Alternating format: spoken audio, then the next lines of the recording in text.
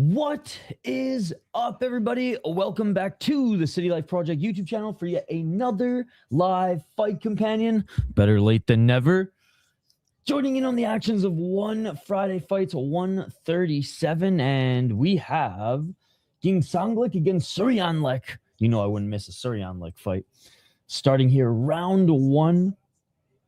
What a crazy card. No MMA, no grappling. And of course, I start late.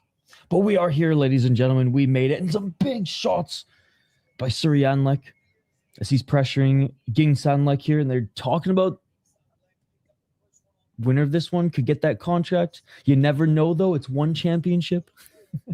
You can fight for 40 years on Friday fights and still not get a contract. But Suriyanlek, badass, and good high kick that he blocked there and answers the low kick and swing and a miss with that left hand is Gingsanglek. Unable to land with that follow-up left high kick, but he lands a big left to the body, right body kick by Suriyanlek, who Suriyanlek just literally throws everything into those shots. Oh, and a big shot by Gingsanglek, and Suriyanlek off balance a little bit there.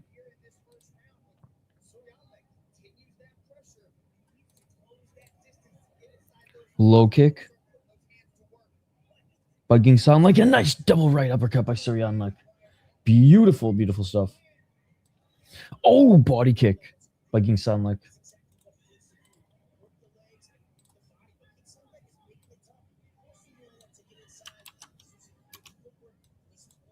Low kick by Suriyanlek. Man, he's swinging right now.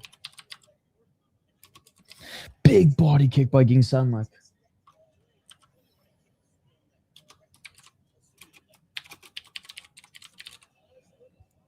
Nice left by Gingsanglek, but he ate another right by Suriyanlek. Step back left by Gingsanglek. Suriyanlek's hurt. Suriyanlek's hurt. Big left elbow by Gingsanglek. Gingsanglek is backing him up. Gingsanglek is backing him up. Oh my God, Gingsanglek, he's hurting him. He's stalking him. Suriyanlek swinging for the fences, but he literally swings so crazy that he falls down to the ground. Back up to his feet. 1-2 by Suriyanlek, followed by a high kick. Right hand by Suriyanlek. Dude, Gingsanglek has wobbled Suriyanlek like 3 or 4 times in the freaking round, but didn't knock him down. All right, round 2.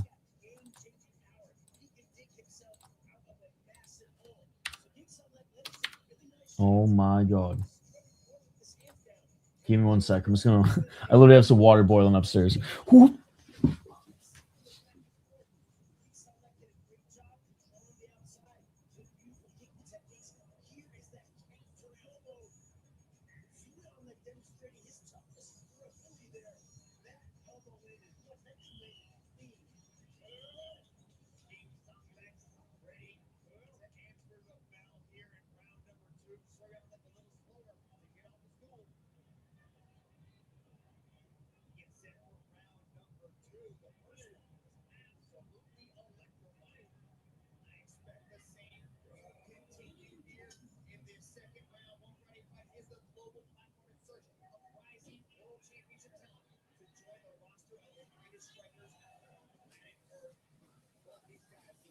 Oh, okay, round two. Let's get it all! Low kick by Suriyanlek. Oh! Oh, spinning back fist by Gingsanglek. Dude, he's talented. Suriyanlek just fights like he's in a freaking crazy brawl all the time, which is why we love him. But dude, Gingsanglek here was able to weather the early storm, and now was just picking up where he left off in that second round. Big left hand by Gingsanglek. What's up, dude? Went to Bisbee and he had no audio. At least he was there on time. Good to see you, Wyatt. No, I had some like connection issues in the morning, and then a work call. And then I had some like immediate tasks I had to finish for, not finish, but just get over to a client. So it's been a shit show this morning, but here we are. I haven't even made a cup of coffee. It's just been go, go, go this morning. So finally get to watch some fights and have a cup of coffee with you guys. 142. Good morning. Yeah, it is.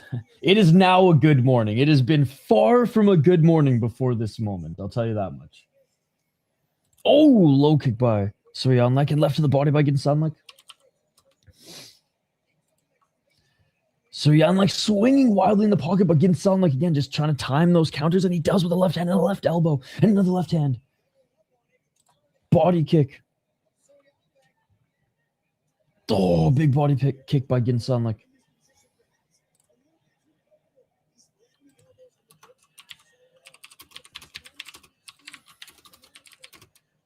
Pressuring into the corner. Oh, left by Gingsanglek again. Body kick. 54 seconds remaining.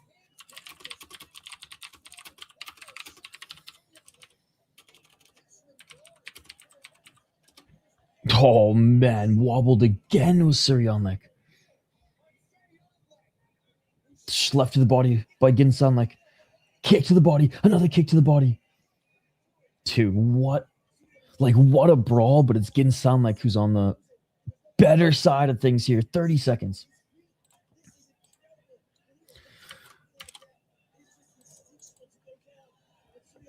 Oh, man. Swinging for the fences, Suriyanlek.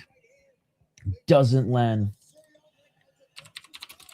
Oh, he's going through the ropes.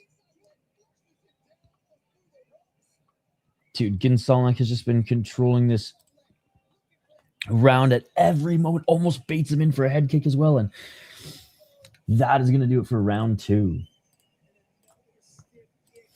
Again, the first round, I'm still giving it to freaking that of Gingsanglek. But the first half, Suriyanlek at least put up at least put up a fight. By the way, so stoked Yoshinari. Yoshinari got the win last week, right? Yeah, he did. Can't trust a T-dead. Can't trust a T-dead. All right, third and final round. Cannot believe that Suriyanlek has not even been dropped yet, but that's how freaking tough he is. Round 3. There's a lot of people here earlier. Yeah, I know. But usually this would have been this probably would have been one of the bigger streams of the month. Yo, what's up, Gary? 254. Oh, nice right hand by Suriyanlek.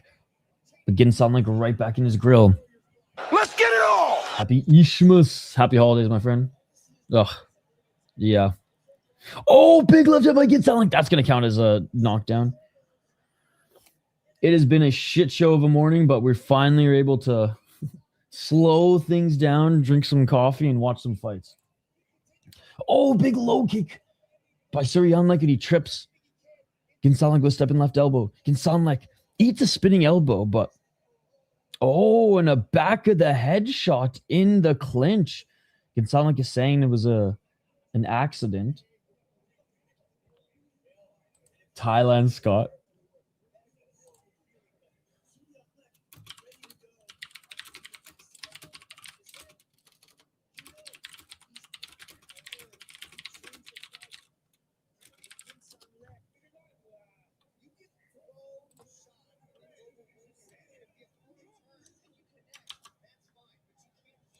All right.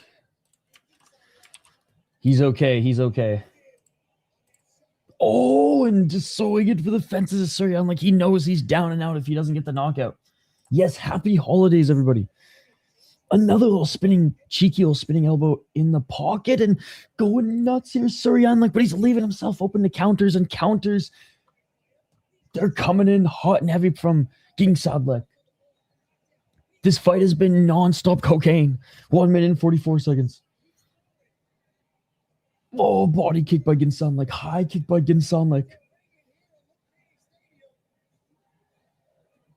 Oh, man. Suriyanlek almost freaking punched himself to the ground again. Gingsanglek, he's tired. Gingsanglek just got tagged. Gingsanglek is now being tagged. Can Suriyanlek come back? 1 minute and 18 seconds. Can he get the knockdown? Where was this the first 7 minutes? Oh, big left by Suriyanlek. Gingsanglek with a short left elbow. He is tough, not like Paul tomorrow getting smacked to death. I am not even going to watch that. I'm not even going to waste my time watching that. We're going to watch American Muay Thai together instead. Because I'd rather watch low-level Muay Thai than farce boxing. Trophy for most punishment taken without KO, right?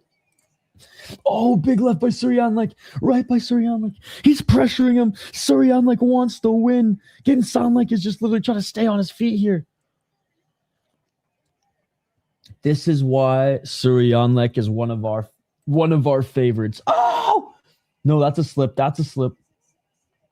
Dude, Gingsanglek is so tired. Suriyanlek with the right to the body. Suriyanlek, can he get the knockdown? Can he get the knockdown?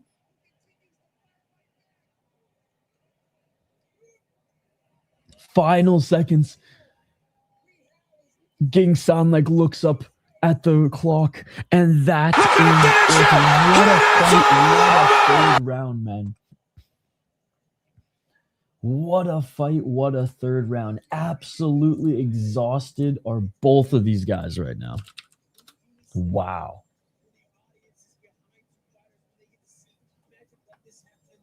Unreal. Dude, apparently, like, shit's going crazy at Lumpinee right now.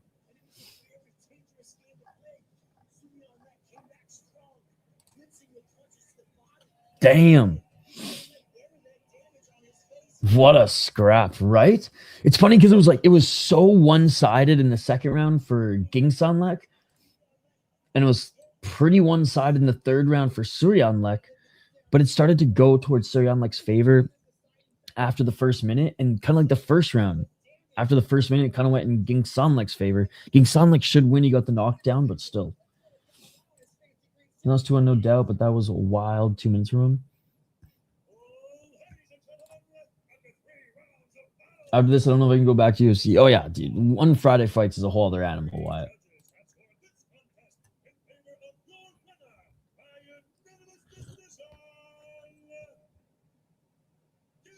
Gingsanglek. Gingsanglek. Give him the contract. How many fights has he had in one and they haven't given him fucking... He's 24? Bro, what did I say about having 40 years in this fucking show before getting the call up? He has 7 fights in the promotion, 8 now, 4 wins, 4 losses on a 3-fight win streak. He beat Thongpoon and Balyko. He did lose to Kongtarani. If he would have fought with half the ability he had in the third period, the first 6 minutes he would. I mean, I disagree with that, actually. I think that's false. Right when it looked like Suri was dead, he became a juggernaut. I think that had all to do with Gingsanglek running out of gas. Because when he was able to literally just dodge those swinging shots, he was countering the fuck out of Suriyanlek. I think Suriyanlek fought exactly the same all through the fight. I think it all depended on Gingsanglek, and when he started to fade, then you saw Suriyanlek come out. I don't even think it was maybe. I think like we literally saw it before our eyes.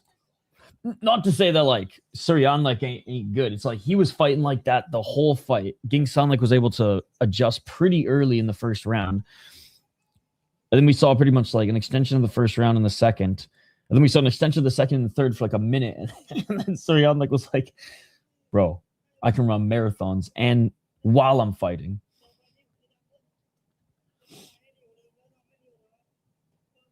Started walking him down. For me, he was doing that the whole fight. Or he was trying to do that the whole fight.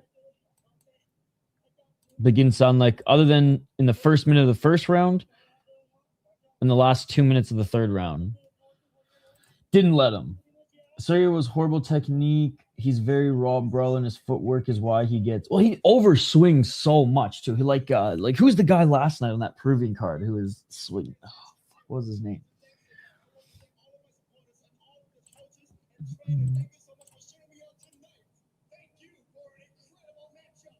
I just think it was pretty This one, it just seemed pretty black and white, or pretty brown tie and darker than brown tie, if you know what I mean. It don't matter if you're black or white.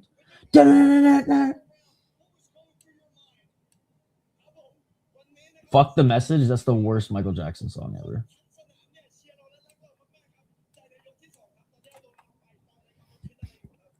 All right, they're interviewing the loser too. They're interviewing Suriyanlek too. Yo, it's crazy. It's crazy that Zhang is on a one Friday fight show.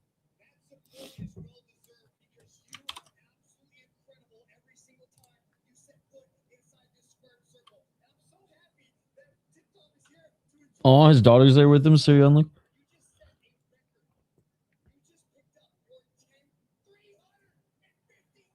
Oh, they got a bonus. Each of them got a bonus. Hey, they put on a good fight. Give them the butt.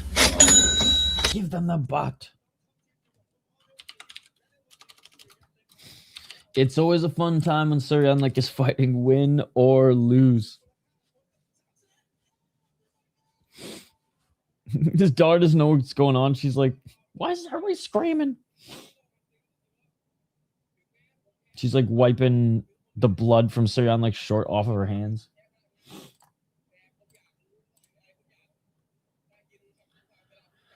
He puts his rear leg and fakes back down in front of his lead leg. But yeah, his loading and overthrowing puts him out of position a lot too. Give him the bots.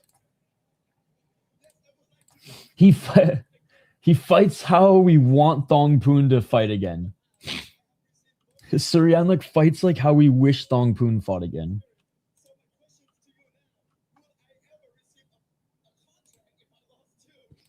He's like, I've been winning. He's like, oh, that's so funny. Suriyanlek is like, I've been winning bonuses, but am I going to win a contract by losing or I've been winning bonuses by losing fights. He's like, am I going to win a contract by losing a fight too, Shatri? Just ends up square and easy to counter. One Muay Thai Chandler. He's kind of got that fire hydrant built like him too. Or build like him too. God, again, I'm sorry for missing the first few fights, guys. It's been a crazy, busy morning. Again, we had like some connection issues early, like around 6, between 6 and 6:30, which we were set to start at 6:30. I maybe had 2 hours of sleep. That's why I'm a little cranky too. Once that started to work, had some very urgent emails that I had to get to. Those urgent email replies turned into a phone call, turned into setting up the official work tasks of the day immediately and for right after this. So anyways, next thing I know, it's fucking almost 8 o'clock and it's like, all right, we gotta get on going here because Thongpoon is fighting, friggin' Tawanchai is fighting, Jojo's fighting, Same is fighting. So, but we made it. We missed essentially the prelims, but there were some good fights, man. There were some good fights. And this one went to a decision. Actually, just a lot of decisions, but I'm glad the Japanese fighters coming in and did well. Leave it to the women to get the knockout, but let's be honest, Going had no chance.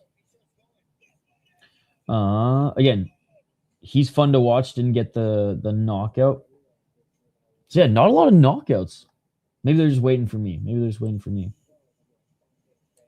It's funny, take away the MMA and the finishes diminish. Yo, what's up, Arm? Yod-IQ is 10-1 with an 8-fight win streak, and they still haven't given him a contract. I hope they give him a contract if he wins tonight. See what I'm saying, man?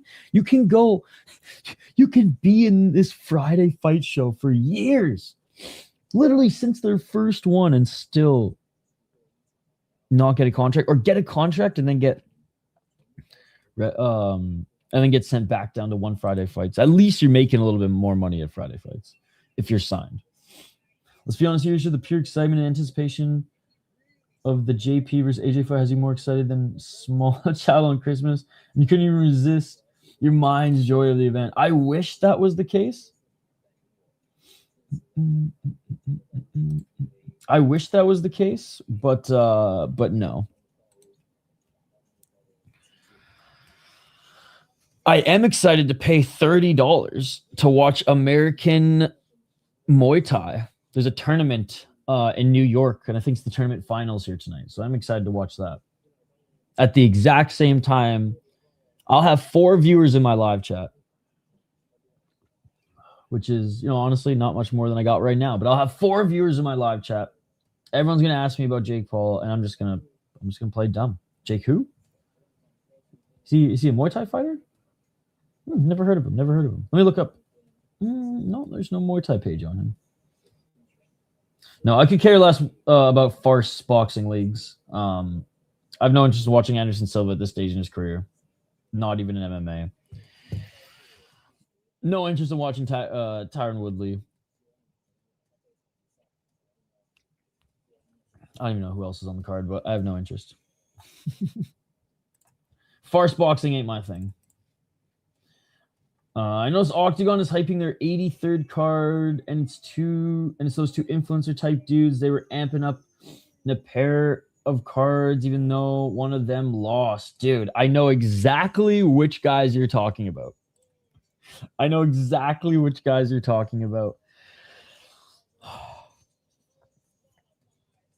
As much as I love Octagon, I hate the farce fights in that league as well. And it goes from just like pure violence, even in mismatches. I'll say this. FFC last night did better matchmaking than I've ever seen in Octagon with a C. I digress. Yo, Thongpoon walking out. Thongpoon not fighting with small gloves should be illegal, but it is what it is. It's free on YouTube, buddy. You got to come over to YouTube. It's free on YouTube. Everyone needs a gimmick. It is true. And hey, whatever keeps them going and going and growing, because man, Octagon has come a long way in the last couple of years. No problem, Malo Kush. Hey, you should come over to the YouTube channel and say what's up in our city life chat too. Thongpoon, is he though? Thongpoon is just straight up an LA gang member. Again, going back to the Michael Jackson song, it doesn't matter if you're black or white. He's from the streets of LA. It's rigged, especially if Jake wins. I won't say anything else about it. I think it's rigged if AJ doesn't knock him out in the first 2 minutes. And it's going the distance. I have no idea how it's going to play out, but it's not going to play. It's either Jake Paul gets murked in 2 minutes or less, or the fight is rigged. And there's some sort of storyline. I think we all watched that card with the celeb type guy together. The one guy lost, but still did face off with the other guy. And after he won, he made less sense than some Rod Tang hype. And then he gave a speech that was like 10 hours long. It is funny because every time him and his fucking team are in the cage, there's a cage brawl, and his fucking cornerman went after another guy last time too. Like, it wasn't even those 2 guys fighting, but like his cornerman in that friggin' little brawl we saw was also cornering a different fighter, and he started shit again. All right, let's go over both these guys, man. Yeah. Gary, though, you got to be kind of like rolling your eyes and be like, really, AJ? Like, this is the guy that you're going to fight, and then we're going to have to wait a few more months for you to fight again? Like, I don't know. Thongpoon, by the way, with one of the most crazy tattoos I've ever seen. It's amazing. It's amazing. He's 28 years of age, and he is 5-3 in the promotion. 4 knockouts, 1 split decision. AJ got Christmas to pay for. Lost to El Jamari. Well, lost to El Mehdi El Jamari. Beat Daniel Williams. Lost to Botello. Lost to Zakaria El Jamari. Lost to both the El Jamaris. Yo, what's Gus? What's up, Gusherhead? Good to see you. Good to see you. Thank you so much for stopping by here. Beat Chuikov. Beat or no contest. Ain't no party like a Gusherhead party.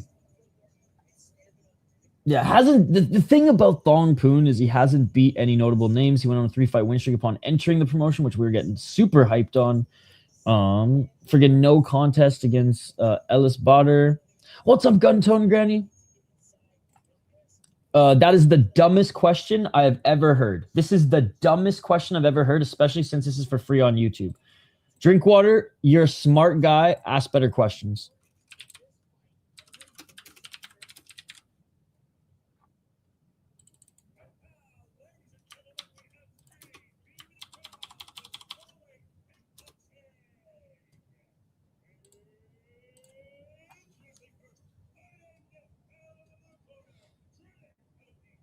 All right, they're both in the ring now.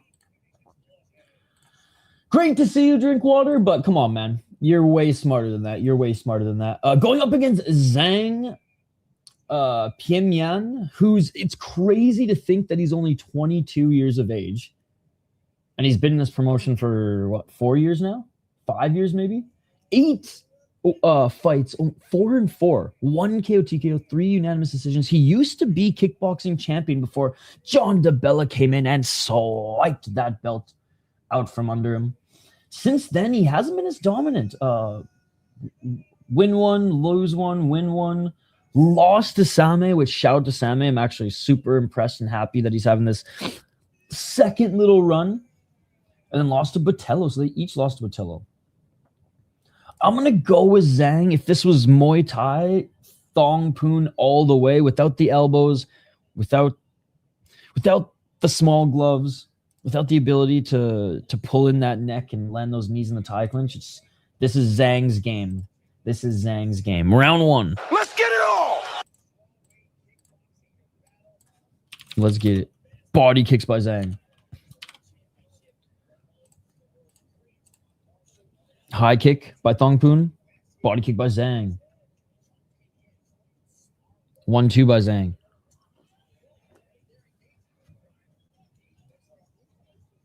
Oh, nice 1-2 by Zhang. Front kick.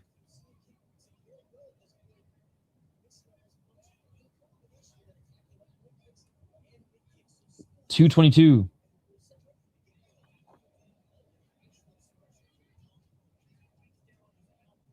Oh, nice left to the body by Zhang.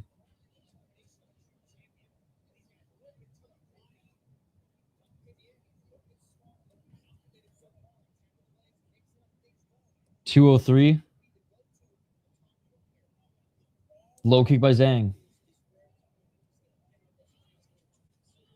Oh, nice left and right by Thongpoon. Thongpoon with the low kick. Thongpoon, good high guard. Left hand. Oh, nice left uppercut by Zhang. Zhang with the beautiful combos despite Thongpoon walking him down. Thongpoon with the body kick. Thongpoon with the 1-2. Thongpoon is, again, you can just see Zhang is such a fucking kickboxer and Thongpoon is a small gloves Muay Thai brawler at this point. They're throwing hard. Low kick by Zhang. Definitely rooting for Thongpoon, but I think Zhang's gonna get it.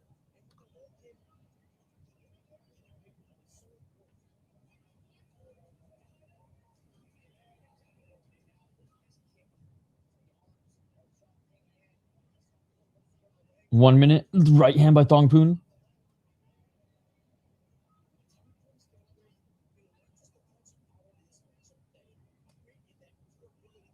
$51 seconds.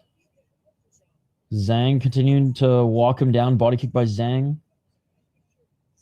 1-2 by Thongpoon.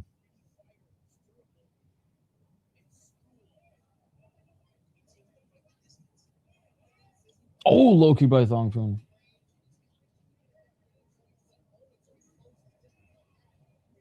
Oh, swinging a miss by Thongpoon.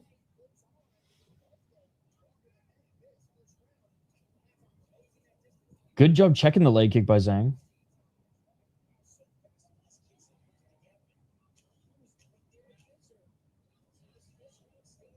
Oh, step back left by Zhang. Zhang with the left. Zhang with the right. And Zhang is the one being pressured into the corners. Zhang with the knee. And that is it for the first round. You know what? Thongpoon did better than expected, but I do think Zhang took that. Money talks. It's because one loves Zhang, right? One loves Zhang. I still can't believe he's only 22. I guess he doesn't fight as much as... Yeah, he doesn't fight that often, but... and I do think he won that first round. I think they gave this one to Thongpoon to kind of... Because he's a name in Thailand, so like we're all... And even in North America, like we're going to get stoked. And they wanted to give Zhang a name and to probably put him over a tie. What's up, dude? Good to see you. Good to see you. Kashaji said, do this or don't fight for 2 years. Yeah, exactly. Exactly. Basically, they want to prop up Zhang. And I don't think Zhang has ever fought small gloves Muay Thai. I don't think he ever will.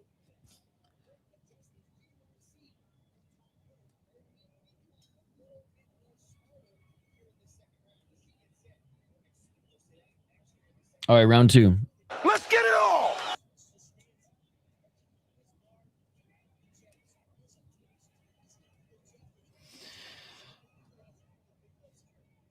Oh, right hand by Zhang.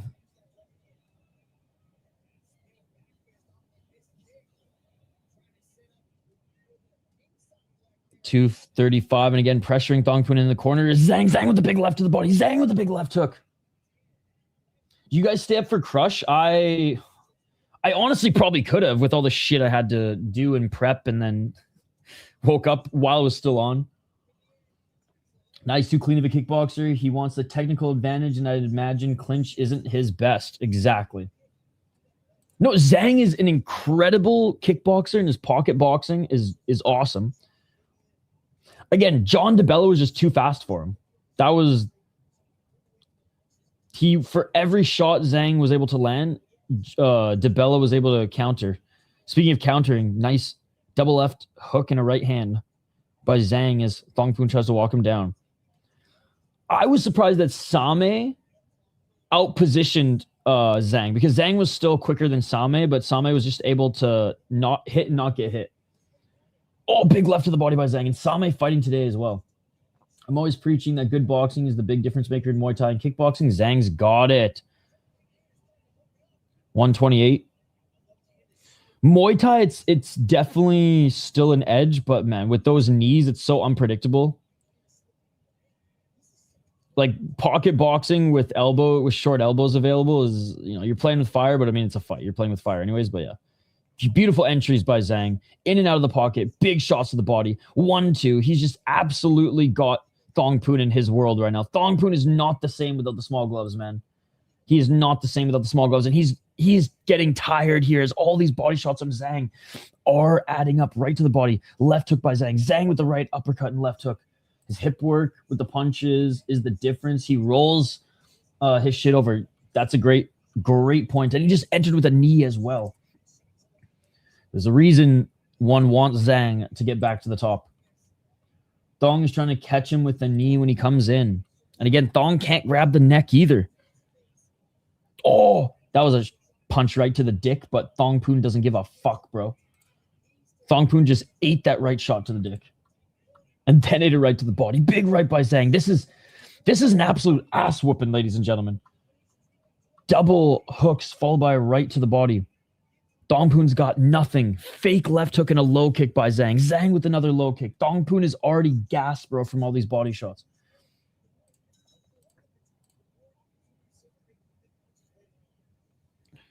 And that will do it for round number 1, which just seemed like the freaking Peimian Zhang show.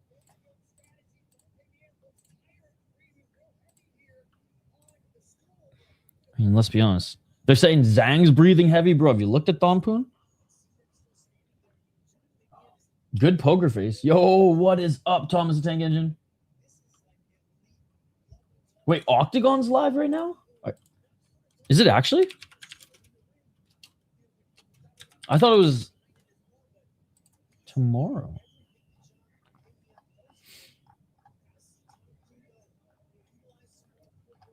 Are you sure it's not a rerun?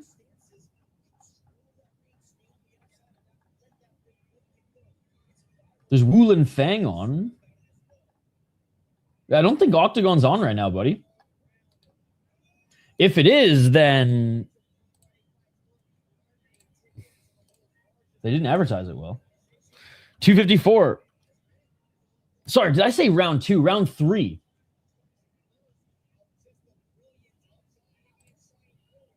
I don't know why it felt like only round 2 because it was a big extension from the first round.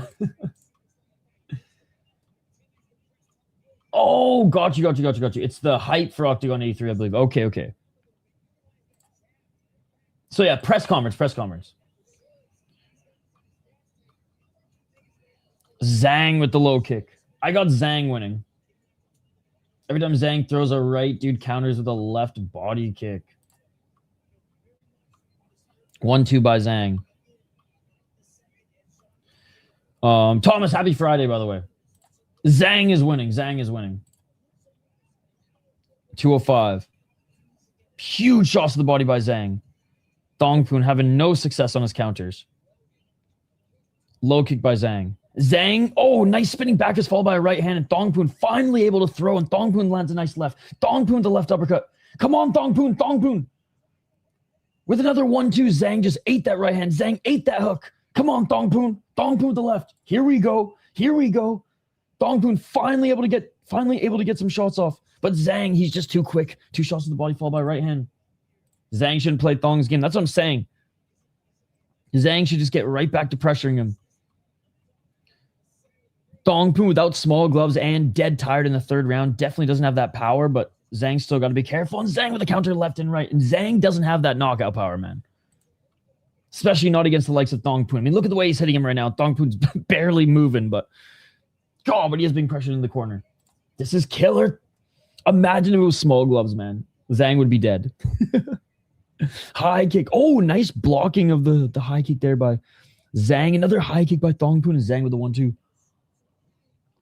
Big right by Zhang. Okay, so the ref sees Zhang get hit in the balls, and he calls a timeout, but Zhang can straight up punch Thongpoon in the balls, and nothing happens.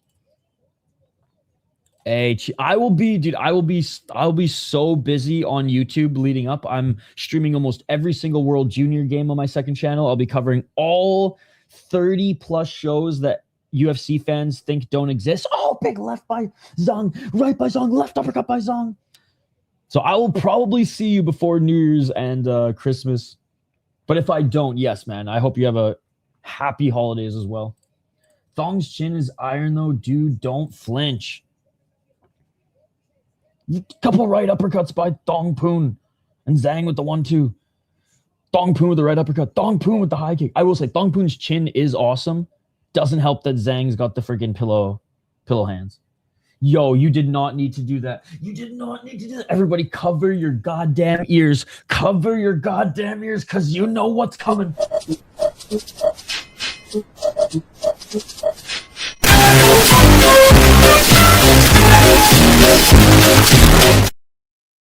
Thank you so much, Thomas the Tank Engine, for the 5 fucking pounds, bro. Where I'm at, that's closer to $6 than it is 5. Thank you so much, Thomas the Tank Engine. And shout out to everyone's eardrums that I just freaking blew up. And that is it for the fight, ladies and gentlemen. One-way traffic for Thongpoon. Or sorry, for Zhang on Thongpoon. So it's been great having you in the chat this year, Thomas the Tank Engine. What a big year for the channel and mostly just our community, guys. We've doubled the size. Like last year, I think we had 10,000 subs coming in, maybe just over. But I'm way more proud of the community and like maybe like 40 people in our members Discord, and dude, now we got over 100 people there. We got a bunch of regulars. Doesn't matter what the show is, so I appreciate you guys.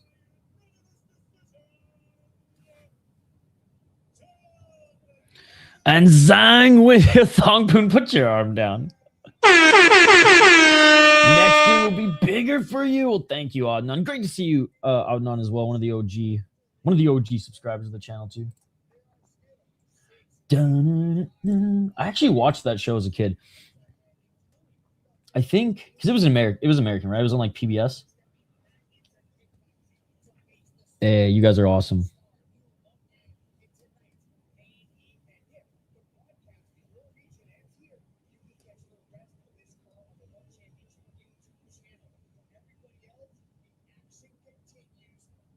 All right, here we go, guys. Yod-IQ against Alexey Balyko. This actually should be a fun one.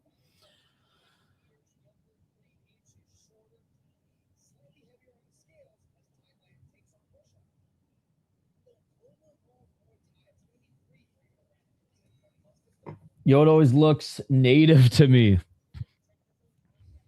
He definitely, if he was a little bit more tan, he'd look Canadian. Dude, I swear, if he was even my shade, he'd look Canadian. But we're talking like Indigenous Reserve Canadian. The real Canadians. The plaid wearing,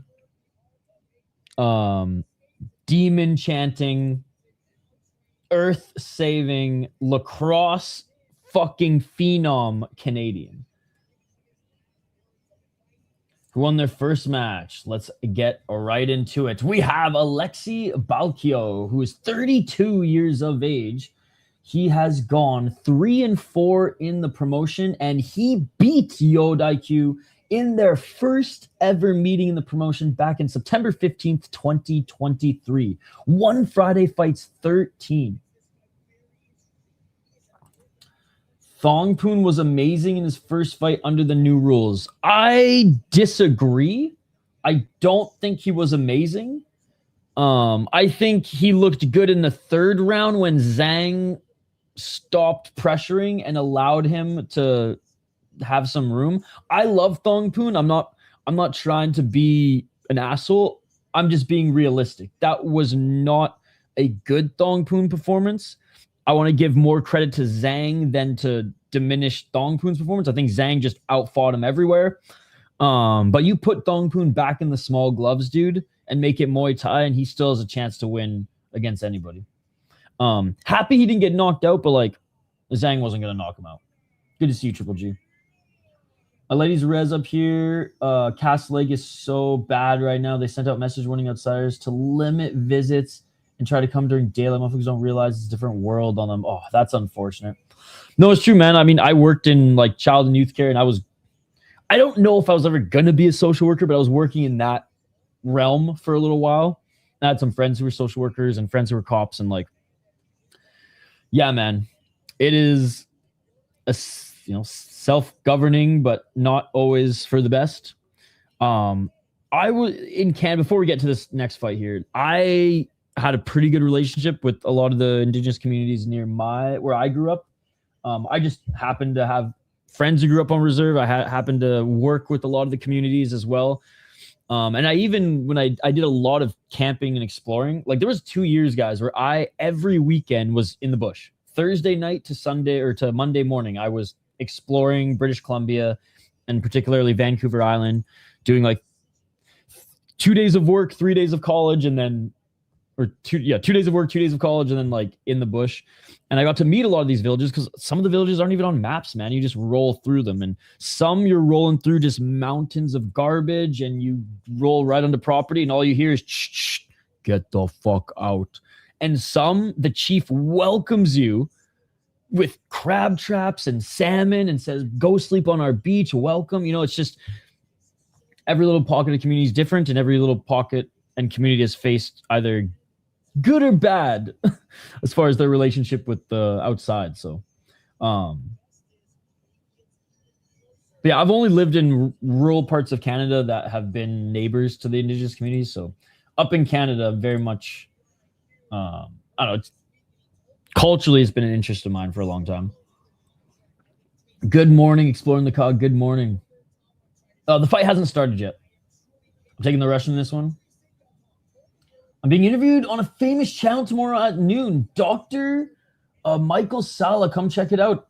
If I'm not streaming, I will, but I'll definitely check it out after if I'm live. Hit me up with the link after you do the interview. Or like right when you're about to go on. I'll check it out. This channel's called Exopolitics. All right. I will check it out. I spent many day in the bush. Thomas the Tank Engine now charges a couple doubloons for the mustache rides. That emerald suit is next level. No problem, buddy. All right, so the Russian beat Yod-IQ, beat Suakim, lost to Panrit, beat some random friggin' Irish dude, lost to John Lineker, lost to Kamawu, lost to Gingsanglek. So we did fight 3 good guys. Yod-IQ, 10-1. Yod-IQ's only losses to this guy.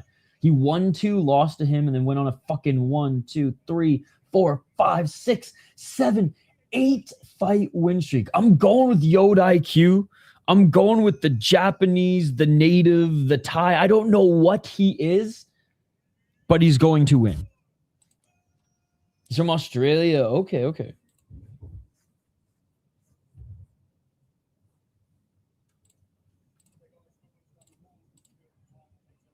Hopefully your boy can figure out Zoom next time, by the way.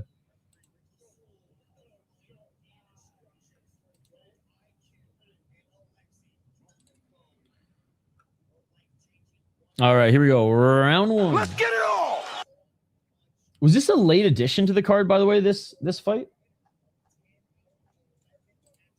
249 low kick by Balyko.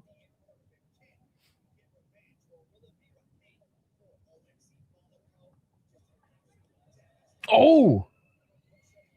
Nice 1-2 and a low kick by Yod-IQ.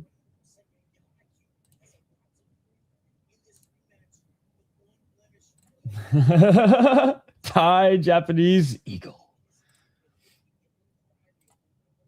I don't know who he was replacing. That's the thing. I don't know who Yod-IQ was originally supposed to. Oh, yes, he's replacing Osmanov. He's replacing Osmanov. You're right. So he's replacing a different Russian. Oh, nice left hand by Yod-IQ. And Yod-IQ is probably stoked because he's like, fuck yeah, I'll get this win back. Or I'll get this loss back.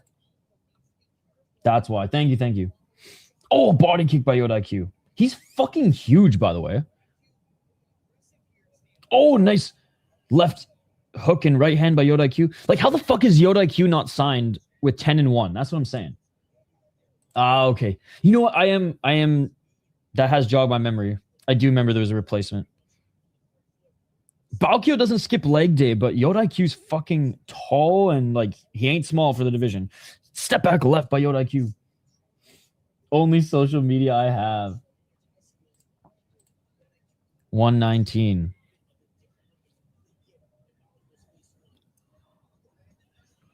I mean, to get banned on all of them is a badge of honor. 109. Oh, nice left uppercut by Balyko. Oh, head kick by Yod-IQ. Just knocked down Balyko. He just knocked him down. He's not getting up. He's wobbling. This fight is over. No! We gotta have a trilogy. Balyko full camp. We need a trilogy. Headliner Friday fights next card. Let's go. This is Thailand. Balyko. He only needs a week. Next week, rematch. Let's go. That's one Friday fight. CTE doesn't exist here. Let's go, baby. Let's freaking go. Oh my God. Shin to the fucking face. Oh. It's so nasty. How he didn't get knocked out cold, Alexey, I'll say this. Despite getting TKO'd in the first round, he's got a chin. Because he didn't go to sleep. That would have taken my head clean off, bro. I just think one got better and one didn't personally give a fuck about prep time. CTE, the Great American Scam. The Great Thai Scam, bro. It's alive and well in America, but not in Thailand, man.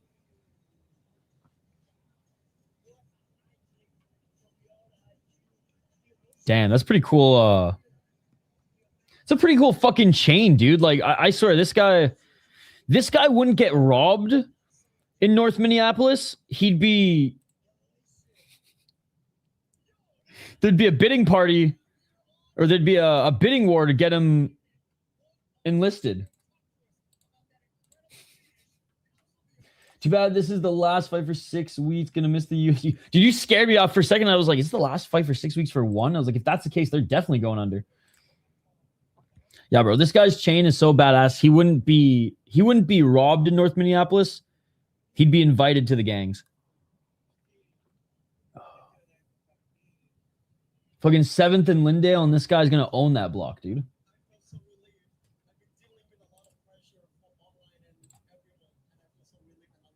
You said there was pressure online from him? Bro, you were 10-1 coming into this one. In this promotion. Yo, Jojo taking on Siasarani. Okay, he got a bonus. Is he going to get a contract? If I walked into Quick Trip with a Q, I'd get shot. If I walked into a Quick Trip with a K, you get praised. So he got a bonus, but no contract. I don't get it, man. People are like, it's like the one champ, or it's like the Dana White's Contender Series. No, it ain't, bro. These guys are fighting sometimes up to 15 times before they even sniff a contract.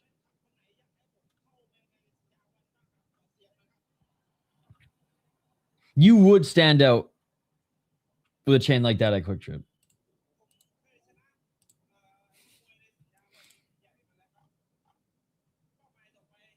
God, the Quick Trip near my place has had such a bad spread the last few times I've gone there. And I am going there at like weird hours too, but you shouldn't have to rely on breakfast, lunch, and dinner hours for Quick Trip. That's the beauty of Quick Trip. I think the only time they've had a good spread was like, yeah, breakfast, like 8 a.m. And then one time at 3 a.m. where they just like, I don't know if 3 a.m. is like their turnover time, but they like stocked the fucking shit out of the hot food shelf. Yo, what's up, Josh? Thailand for me in this one. Isn't Jojo American? No, he's Thai. He's Thai. Oh, that's right. He came over here for Lion Fight. Is he half American? Or am I just out to lunch? Okay, he got the contract. Thank fuck, dude. He got the contract. Let's go. Yod-IQ finally took him 12 fucking fights. 12 fucking fights, and he got the contract. Let's go, dude. Surely the world's most dangerous game show. Was watching Pro Box early. Both fighters knocked each other down at the same time. Tell me you got a clip. Are you on Twitter? Here, tag me in it on Twitter. There was a double knockdown in MMA recently, too. Let me see if I can find it. I think it was I want to say it was JCK.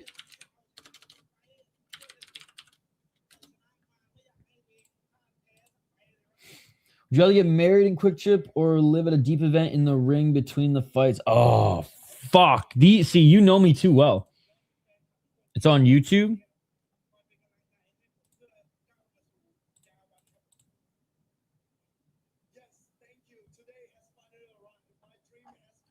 Oh, bro. Suguru Knee is taking on Akimoto. Juan Archuleta, of course, because he just can't fucking either make weight or just enter Japan. It's one or the other. Holy shit. Holy shit. Suguru Knee's taking on Kiyoma Akimoto. Damn it. This is annoying because I don't want Akimoto to lose. But I don't want Suguru Knee to lose because if Suguru Knee loses, he's never getting a Rizin fight ever again. Holy shit. That's crazy, guys. That is crazy.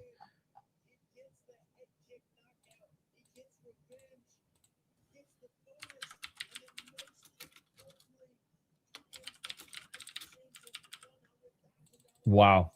Well, at least he got the contract. I'm still looking for that double freaking knockout. And Cardenas fought as well. I just wish they would, like, Pro Box would just go back to fucking Wednesdays, man.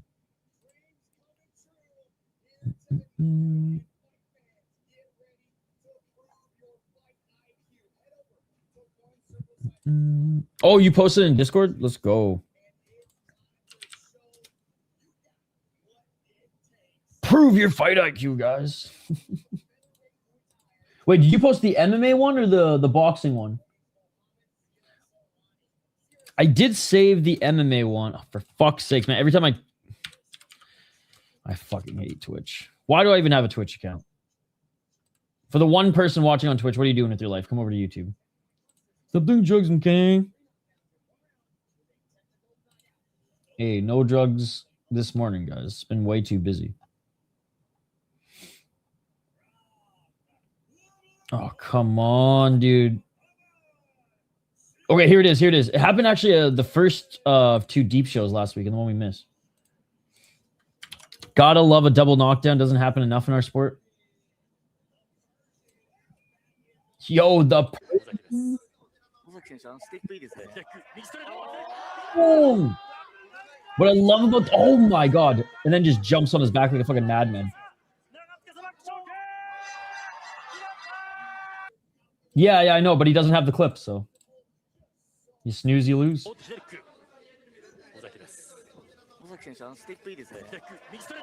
Oh my God. Yeah, I wish Pro Box TV was on Wednesday. We used to cover Pro Box all the time. But, like, I'm not covering it on a Friday night. I'm not covering it on a Saturday. So, fuck them. It's their fault that they don't want people to watch their shit. Competing against just other boxing shows and just way better fight shows on Friday and Saturday. So it's unfortunate. It's unfortunate. Maybe their live shows are selling better on the weekends though, and you know that I can for sure see. That I can for sure see. All right, let's see if I can find the boxing one here. Hey. There it is. There it is.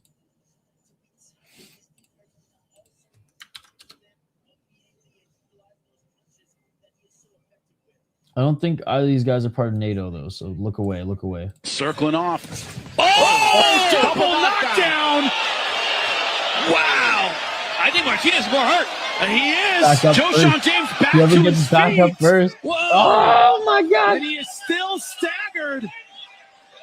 Referee's going to check out both of them. Well, I don't know. Martinez looks really hurt. There's no way guy in the blue is ready to go. What is this guy doing? What is this guy doing? Boxing is just so fucking corrupt, dude. That's why I can't do it. It's the most fucking corrupt. It's more corrupt than Inca. It's more corrupt than this. And I just can't do it. I just can't do it. Unless it's on Wednesdays. Should have seen the double knockdown. Ooh, I bet that one was...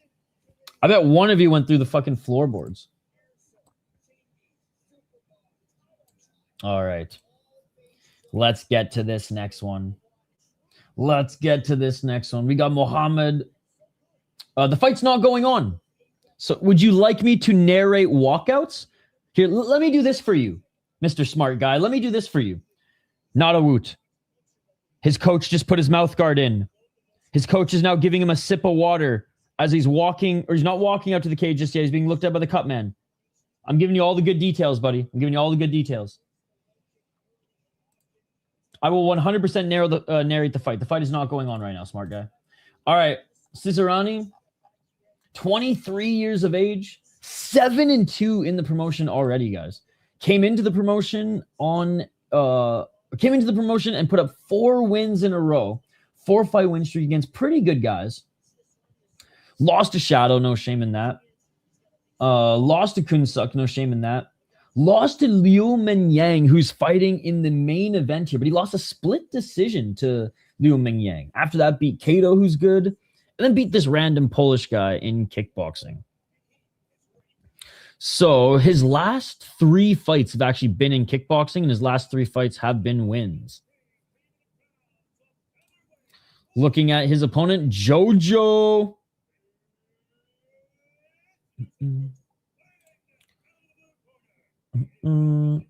Getting coverage check for showing the screen is one thing, but getting coverage check for not showing the screen is something else, right? No, dude. Have you heard me narrate the fight? Bro, when I'm narrating the fight has begun. It doesn't take rocket appliances, man. You're a smart guy. You're a smart guy. You're a smart guy. 36 years of age for Smokin' Joe. He's on a 3-fight losing streak right now. He lost to Kuyate via knockout. He lost to Superbon. He lost to Tawanchai. He did beat Luke Lessie. But is Luke Lessie as good as we thought he was? Maybe not. Maybe not. He's only fought the best guys in the promotion, though, man. He really has. He came in, 3-fight win streak, then fought Petrosian, lost. Fought Alazov, lost. Tawanchai twice, Superbon.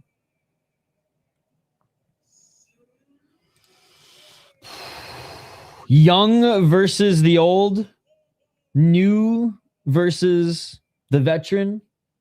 I'm going with Siasarani, but Jojo's never out of a fight. Round 1's about to begin, guys. Don't worry. Round 1 is about to begin. For a card with tremendous pacing, we got people in the chat with no patience at all, man. You got to start practicing your virtues, bro. You got to start practicing your virtues. All right, round 1. Let's get it all. Low kick by Siasarani. Low kick by Jojo. Siasarani with another low kick. It's the low kick battle, baby. You listening, bro? You listening? Is this UFC? High kick by swinging a miss by Jojo, and Siasarani throws it right back at him. They make a pill for that. 228. Dude, that's actually... I like that. I like that. High kick. And eventually just becomes phone booth fighting. Low... Oh, they're just... This is the battle of the kicks right now. Low kick by Jojo. High kick by Siasarani. Low kick by Jojo. Low kick by Siasarani. Jojo swinging a miss. Jojo, nice low kick there.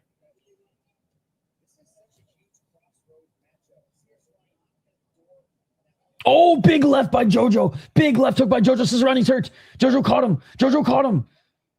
Siasarani smirks, but he's still hurt. Jojo looking for that left hook again. Low kick by Siasarani. Another low kick by Siasarani. Oh, nice 1-2 by Siasarani. So far, Jojo rocked him. Didn't knock him down, but rocked him with that left hook. High kick by Siasarani. Come on, One Championship. And their broadcast is going a little wonky right now. Tony Ferguson tripping over the cord. Come on, One. We can't see what the fuck is going on. Sorry, guys. The broadcast is literally tripping out on One Championship side. There's nothing I can do. Do I really have to go to Unex? Like, are you fucking kidding me, One? Something happened to okay, I gotta switch over to a different broadcast. The YouTube just failed. This is such Bush League. Fuck you, One. Absolute Bush League. Fuck you, One. Garbage. Absolute trash. Their broadcast just went out. Fuck this, dude. We're going to Unex. Fuck YouTube. Fuck One. We're going to Unex. Fuck them. This is bullshit. Absolute trash. Absolute trash. Can't do this. Fuck that. What a joke. 30 seconds left. Missed all the good stuff. Time to go to Unex. I'm never not using Unex ever again. It's the best. All right. Now we're watching it in Japanese, where we should have been watching it this whole time because the English commentary is fucked, just like in the UFC. We'll never watch UFC in English again. All right. 1-2. By Siasarani in the clinch, and Jojo with a big welt under his right eye, and of course we missed it. Yeah, you're lucky to be able to watch on Sky Sports. I want you next. I mean, chat, has this not been happening more often in One? Has this not been happening more often in One? I feel like the broadcast has been getting worse. Oh, man. Look at all the highlights. Jojo definitely wearing more damage. I know we missed like a minute of action, but I had JoJo winning the fight before, again, whatever happened with the broadcast.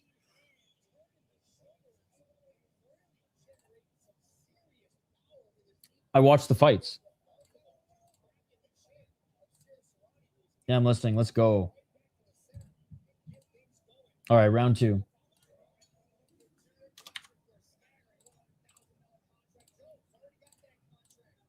$255. Okay, so they're battling for a contract. Yeah, JoJo already has a contract. This has been happening since the start. First few. I mean, I don't remember it being that because I did the first 10, and I can't recall that ever happened. To be honest, maybe it happened once, but I feel like every week now it's happening. Maybe you're right. Maybe it has happened like sporadically, but has it not been more often? I feel like it's something I would have brought up, and I'm bringing it up now because it feels like every day. 217.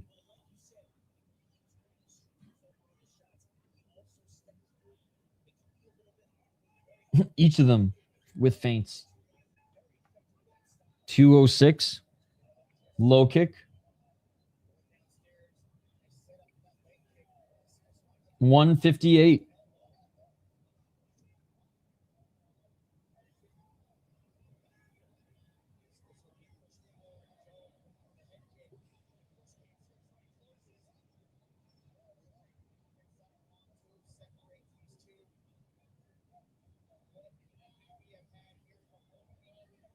Oh, nice low kick by Siasarani. Oh, big right hand by Siasarani. He just knocked down JoJo. He just knocked down JoJo. JoJo's hurt. JoJo can't even get back up to his feet. He's seeing the demons. He's seeing the demons. It is all over. It is all over.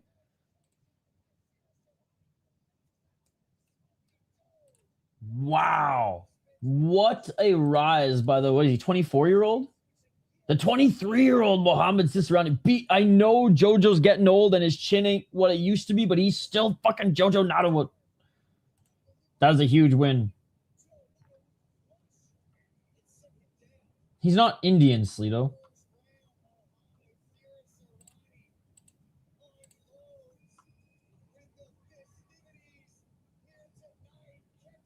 Oh, raining. Whew. That's significantly better. Grind, brother. And in fairness, Siasarani is a legit prospect. I was like, that's gotta be a little racist. He's not that brown. He's just a little brown. He's just a little bit of cancer, Stan. Just a little bit of cancer. Yeah, 4-fight win streak now. And again, beating Liu Mengyang is huge. Love that this was back in Muay Thai because he's been fighting these guys in kickboxing as well. Hey, what's up, Ron? Good to see you. Good to see you. And sorry, Sleeto, I saw you were in the chat earlier. I had some connection issues in the morning and then frantic work call and emails, and I had to get some shit taken care of at fucking 6:30 in the morning. So I've been up for like an ungodly amount of time already. Well done, Siasarani. How's everybody doing, by the way, this morning? Yeah, Siasarani got cracked in the first round and then came back to crack JoJo. Yeah, I would have deleted the stream if I couldn't make it, but it was like, woke up. I always wake up a half an hour before it starts. And yeah, some connection issues. Then it was starting to work again. So I was going to be probably like 10 minutes late. By like 6:30, 6:40 is when everything was like, okay, it's working again. And then, yeah, then I got a work call. Then I was like, check your fucking emails. Then I checked my emails. And it was like frantic. Had to send some shit to a client. Then I had to tell the client, okay, I can't follow up until after 10:30-ish. So it has been a busy, busy day. The North Star shirt you had on brought back late 70s playoffs, Minnesota. Hold on.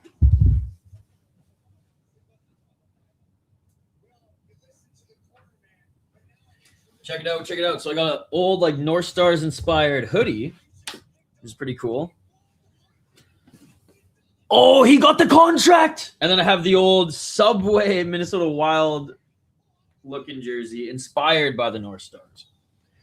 And he just got the contract.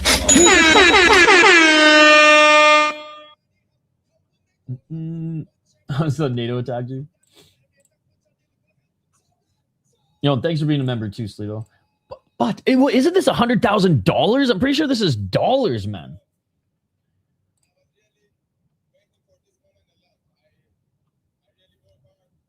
Let's go. Pedasok de. Oh, here we go, man. This is a sick fight. Pakorn versus Suablack.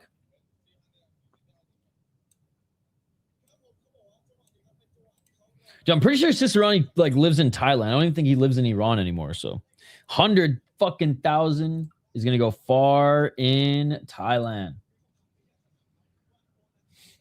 You should get one of those custom UFC shirts, the one that says City Life on the back and hanging on the wall. I should just fucking pay them $40,000 to put my freaking name on the mat. Double standing 8 count. $100. So he's never going to see a dime. We're never going to see Siasarani fight again. He's never going to see a dime of that. He's going to make more money off his sponsors in Thailand.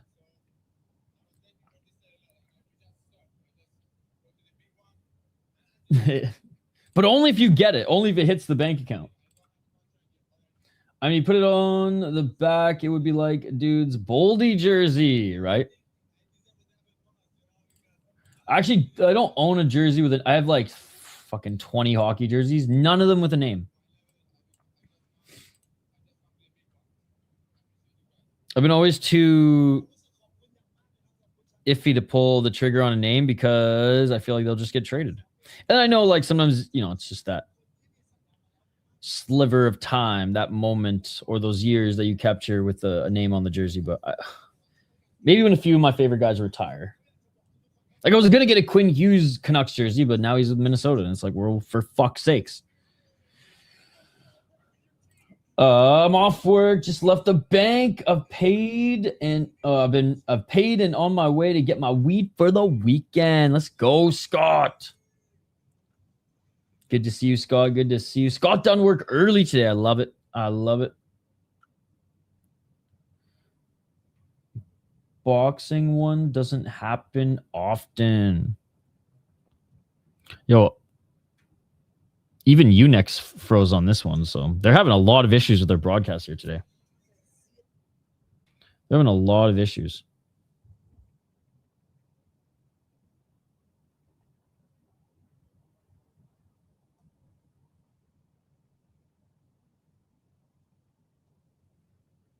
I miss Black Shama shirt. Every time I buy a shirt or jersey, they leave every time. Yeah, that's the joke on the soda pod. Is that every time Hoppy buys a shirt or buys a jersey, they always get traded. All right, dude, I am fucking stoked for this. And next one, we're gonna get into it here. The next two fighters haven't even made their walkouts yet. And even though I don't have that on screen yet because everything is frozen. All right. Pakorn. Wait, did the Same fight? Okay, no, Same fights after that. The fact that they gave Same friggin' sword did Chapon is... Well, it's something. It is something. It's so funny. Unix, Amazon Prime, and YouTube open.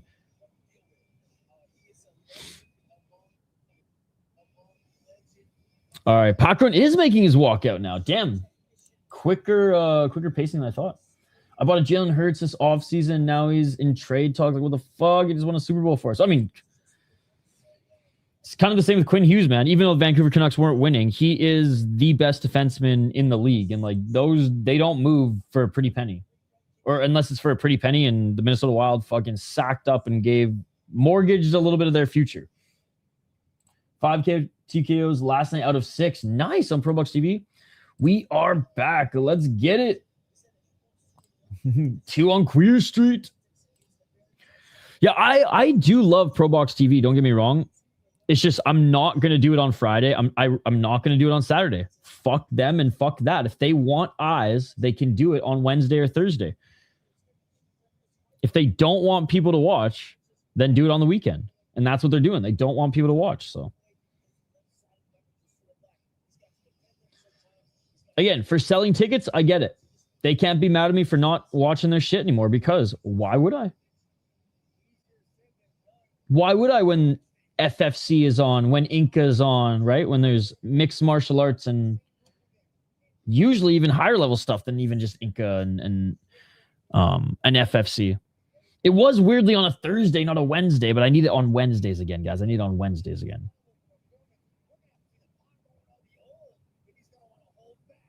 All right, we'll get into the breakdown here in a sec.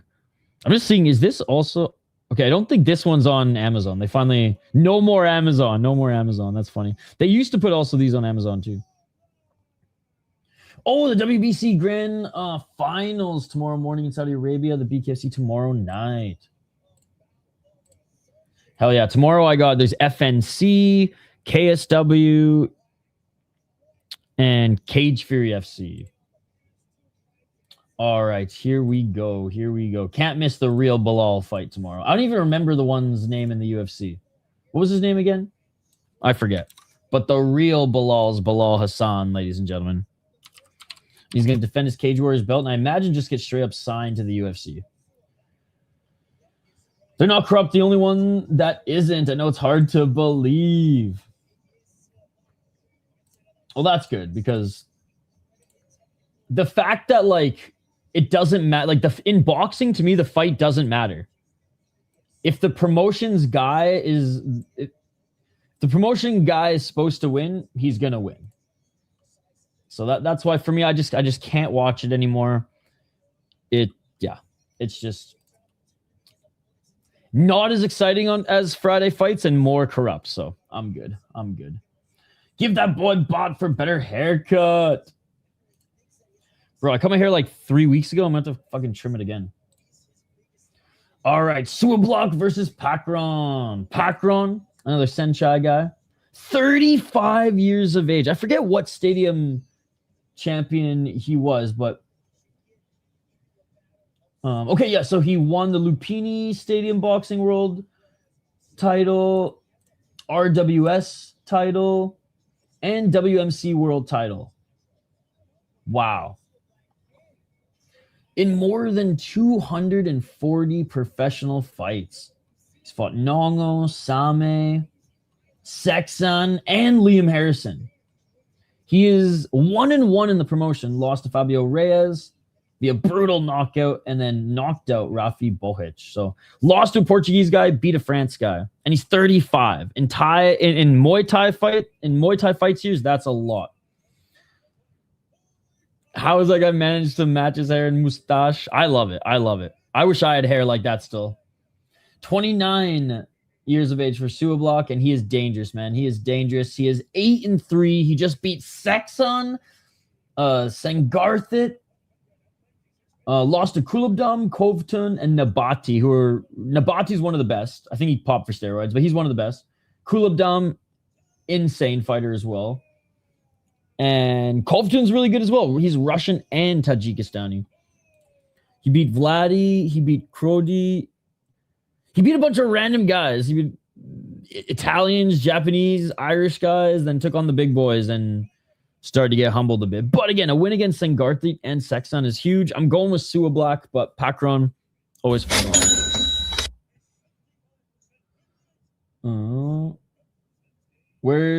Yes! I think Andy Grant was working on an album last year.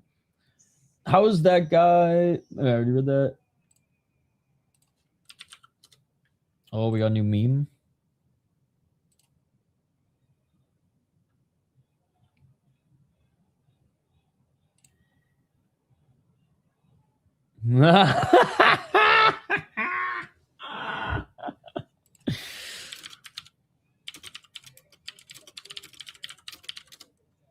Hold on.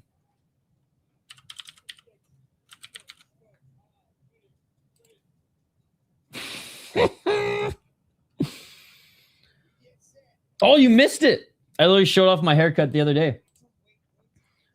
Maybe I'll go no hat tonight too. Let's get Round it one. all. I got the bed head today though, so that ain't happening. I mean, it's not a good haircut, but for cutting it myself and taking, like, I used to have like hair down to here. It was fucked. For taking off like fucking 6 inches, it's not as good as Pakorn's, but it's still all right, round one. Each of them trading some low kicks. Oh, big body kick by Suablack. And a nice low kick as well there. And Pakorn goes to the ground, but right back up to his feet. They need to buy it.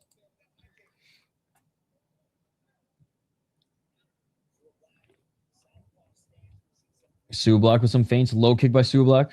Low kick by Pakorn. Or Pakorn. Why do I keep saying Pakorn? Pakorn. He's got corn in his name. He better have walked out to them. 153. Pakorn looking for that straight left. Body kick by Suablack. Low kick by Suablack. Dude, Suablack's big for the division too. For Bantamweight, he doesn't skip leg day, and he's like tall and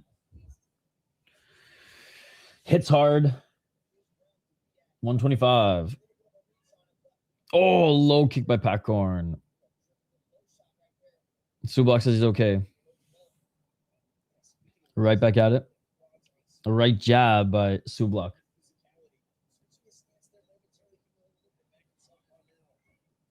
Oh! Left hook by Pakorn. Or Pakorn. This is going to count as a knockdown. This is going to count as a knockdown. Literally knocks Suablack to the ground. Great knockdown by Pakorn. 51 seconds left. That he did. A nifty and quick little left hook. 41 seconds. Oh, step back left by Pakorn. 33 seconds. They're clinching.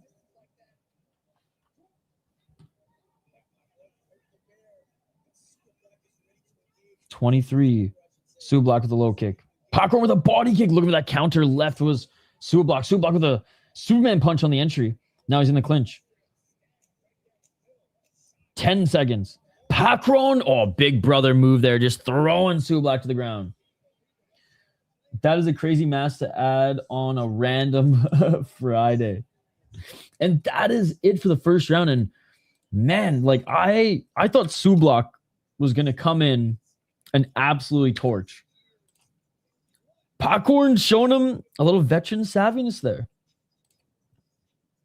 And now handedly up in this fight.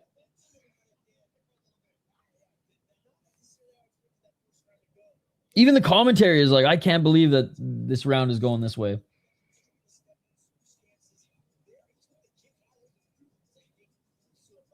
was right on the temple, man. That little left hook right on the temple.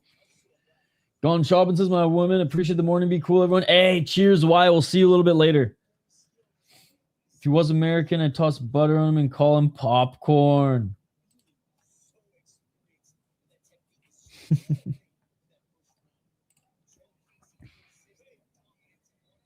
All right, here we go. Round two. Let's get it all. Low kick.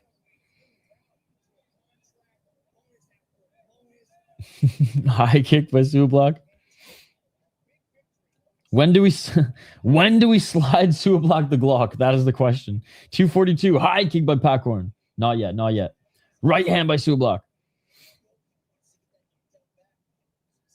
Yeah, Suablack wants that knockdown. He's not fighting, volume first. Definitely trying to load up that kill shot. You got to watch out for those penalty kickers, though. A little superior rule set. 218, and they're clinching. He means the PK, Senshai. Oh, body kick. I think penalty kick. I think superior rule set. I think putting a Brazilian or Japanese head on a, like, right there, and they're just fucking, boom, kicking it into another stratosphere. Oh, nice left by Suablack. Right hand by Suablack. And Pakorn. Again, to split the clinch just falls on him. Nice left by Pakorn. Right by Pakorn. Left elbow by Suablack. Like a penalty kick. I don't know what a field goal is, but I know what a penalty kick is. 118. Field goal face would be my WWE finishing move. 106. The NFL has their goalposts in a fucking weird spot, too. The NFL is just so whack, dude. 4 downs is the weirdest shit ever, and I'll never be able to get over that. 55 seconds. And they're going to clinch, and that does it. If the NFL allowed fighting and had, you know, real football rules, then I'd watch it, but it's like the unified rules of MMA. It's just not the same. 35 seconds. Nah, dude. It was almost like I probably would get in trouble. Like my dad probably would have fucking grounded me if I had anything WWE in my house. It was real fighting or nothing. 1-2 by Suablack. Honestly, I don't even think my dad knew what like pro wrestling was, so maybe I wouldn't have gotten in trouble. He just would have just burnt the shit.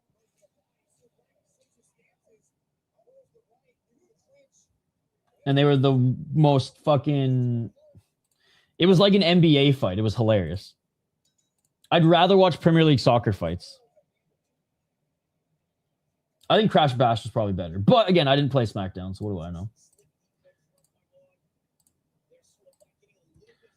Fake fighting is just not my jam, dude. Hashtag NFL. Hashtag WWE.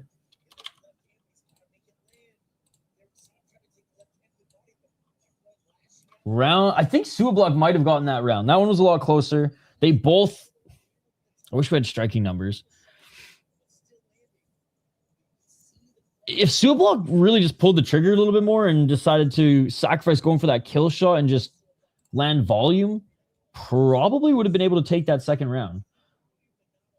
It was the best. You create your own arena, own boosters and everything like 20 years ago. It was way ahead. That is pretty cool.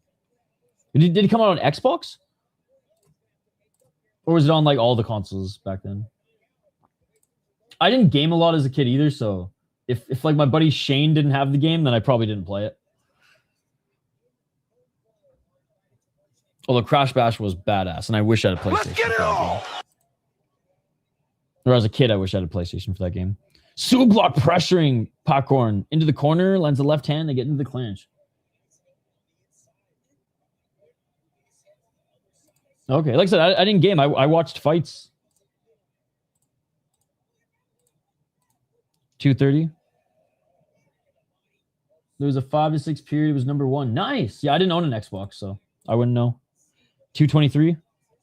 Super Nintendo until I was 17. I'm old. 2:15.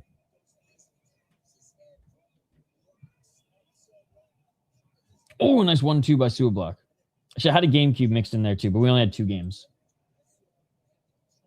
Smash Bros. And Double Dash. Big knee by Suablack. And Pakorn almost looked like he tried to pull guard there.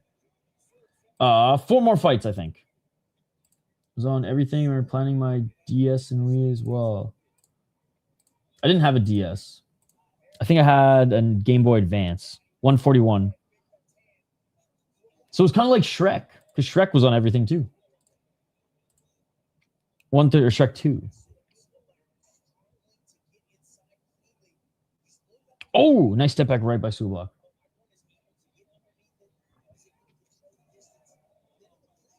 $121. I know, man. Kids these days don't even go outside. They're fucked. No Zelda. I did play Ocarina of Time on like a simulator.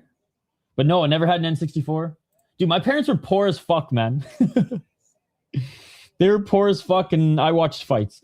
I'd rather do martial arts or watch martial arts. Right? I listened to a lot of music as a kid. Parents had a lot of records, so I would go through their record collection. I mean, they're one and the same.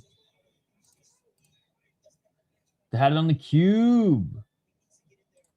The N64 games. I'm sure they had some dope Zelda games on the Cube too. 25 seconds. Yeah, no complaints. Oh, body kick by Pakorn. I remember, like, I didn't even like. I mean, obviously, I liked playing video games as a kid, but like, it wasn't like I needed this shit. There was like a few games that I really liked, and most of them my friends had. So, Zelda on Cube. Okay, I never played that one.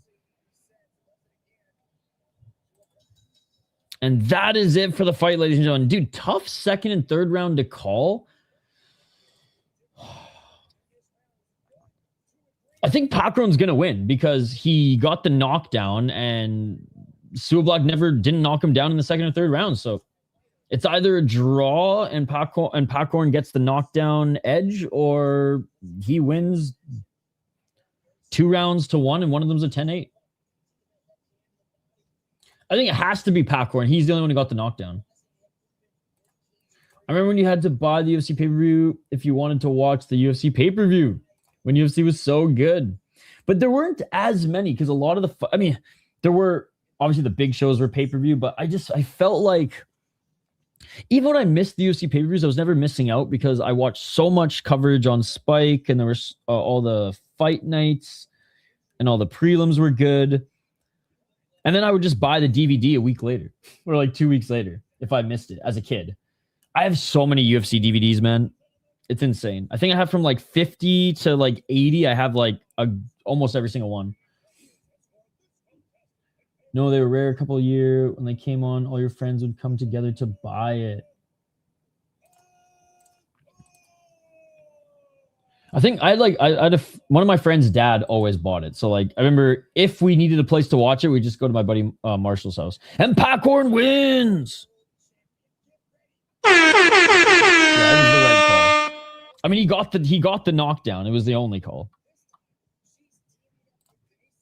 In Canada, though, me and my friends were still like that, sis, because it was so cheap in Canada. Before I moved to Minnesota, it was only like $40. So I would just buy it and just invite the homies over. And they would bring either beers or snacks or joints instead of giving some money. Nice. Yeah, so we all had an adult friend who watched and would always buy the pay-per-views. Because it wasn't even that expensive back then too, right? But yeah, in Canada, if you had Fight Pass or TSN Plus, which wasn't a lot, it was only a $40 pay-per-views, probably plus like the $10 membership. It was only like $50, but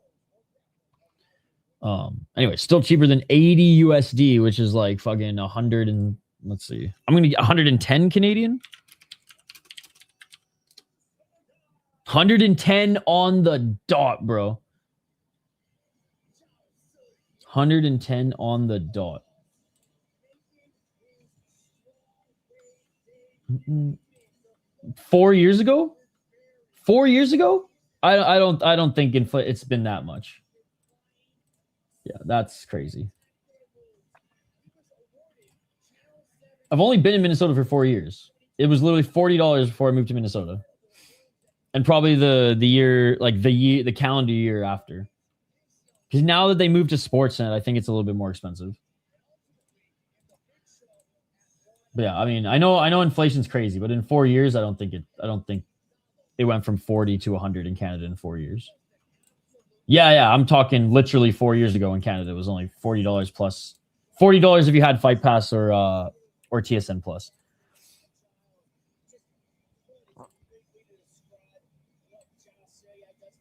All right. Same is back. But yeah, 15 years ago, obviously. Obviously, the $40 very different, very different.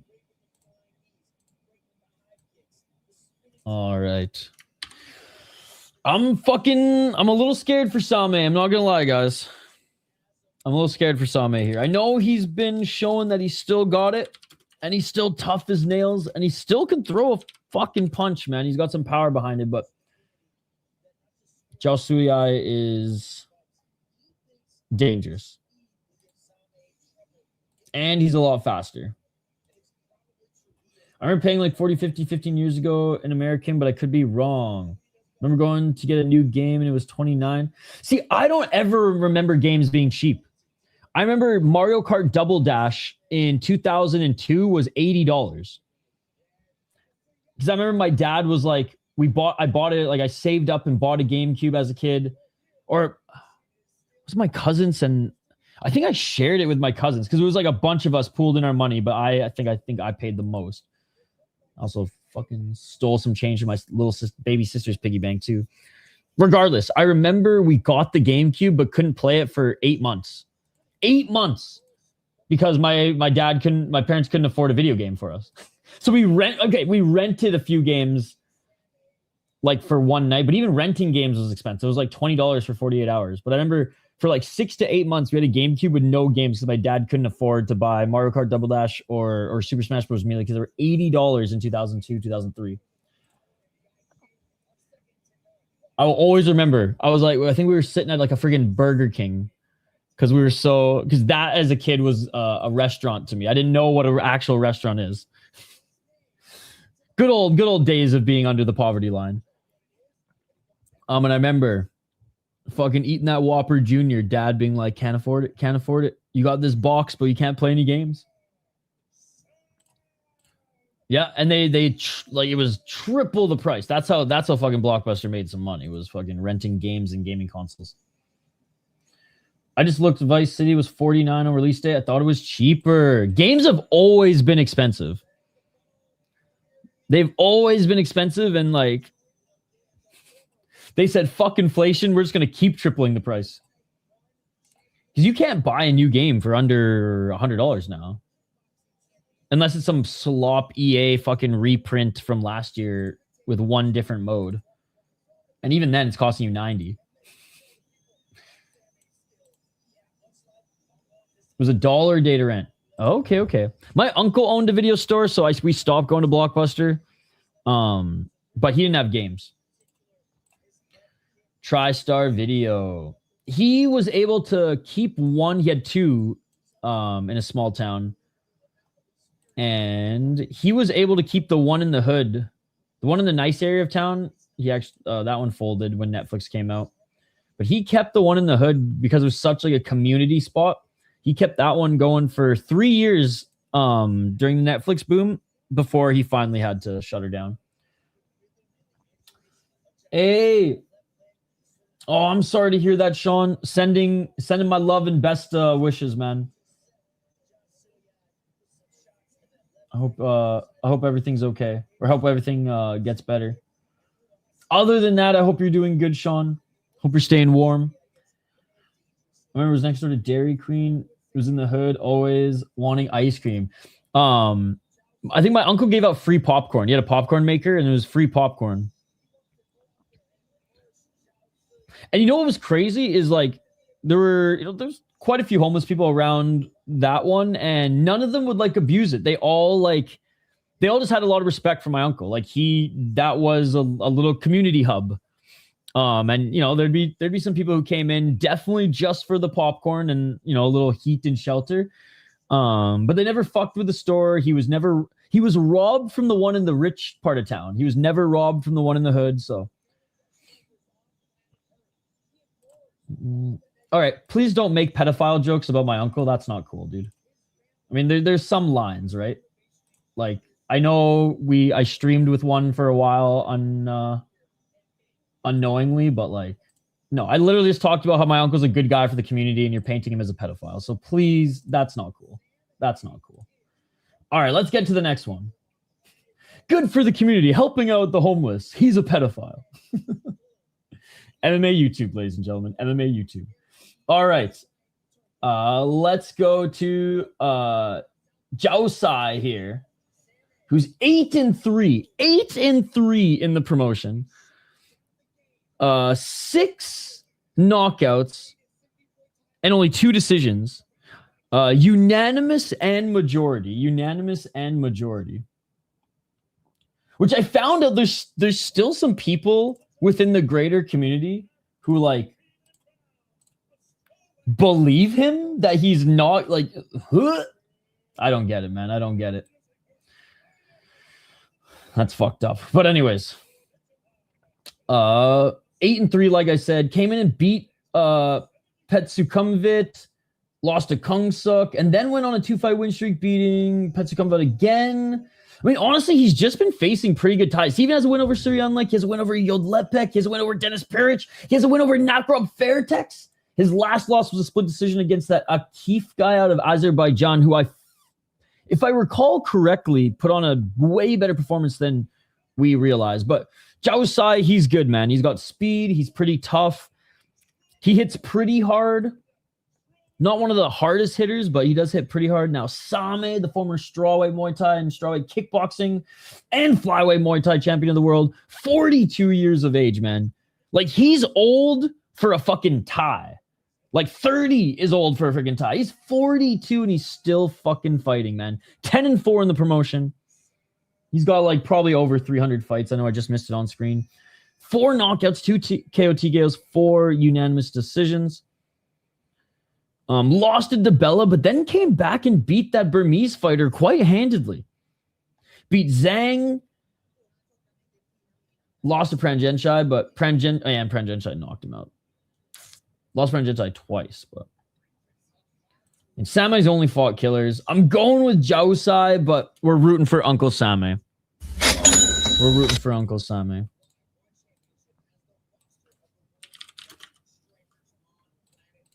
All right. Here we go. Round 1. Let's get it all. Let's get it. 254.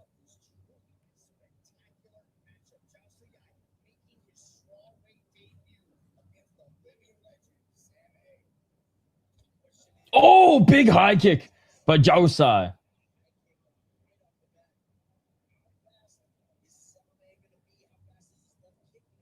232.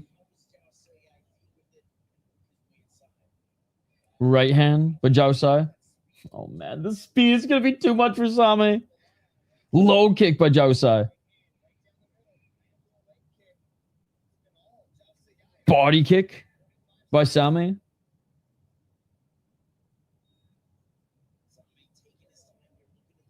High kick by Same.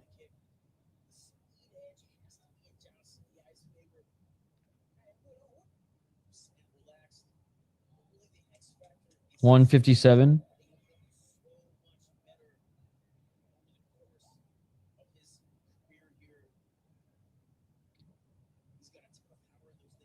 Low kick by Same. Oh, big shot by Jaosuayai. Counter left by Same, but man, he just doesn't have that same pop in his fucking shot. Jaosuayai pressuring him into the corner. 131. High kick, swing and a miss by Jaosuayai. There's some good reaction there by Same. Same looking for the high kick. Doesn't land. 119. Low kick by Jaosuayai.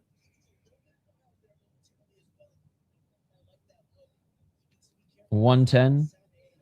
Knee by Same. Body kick by Jaosuayai. Left hand by Same. Body kick by Jaosuayai. Jaosuayai, sorry. Same with the flurry of shots.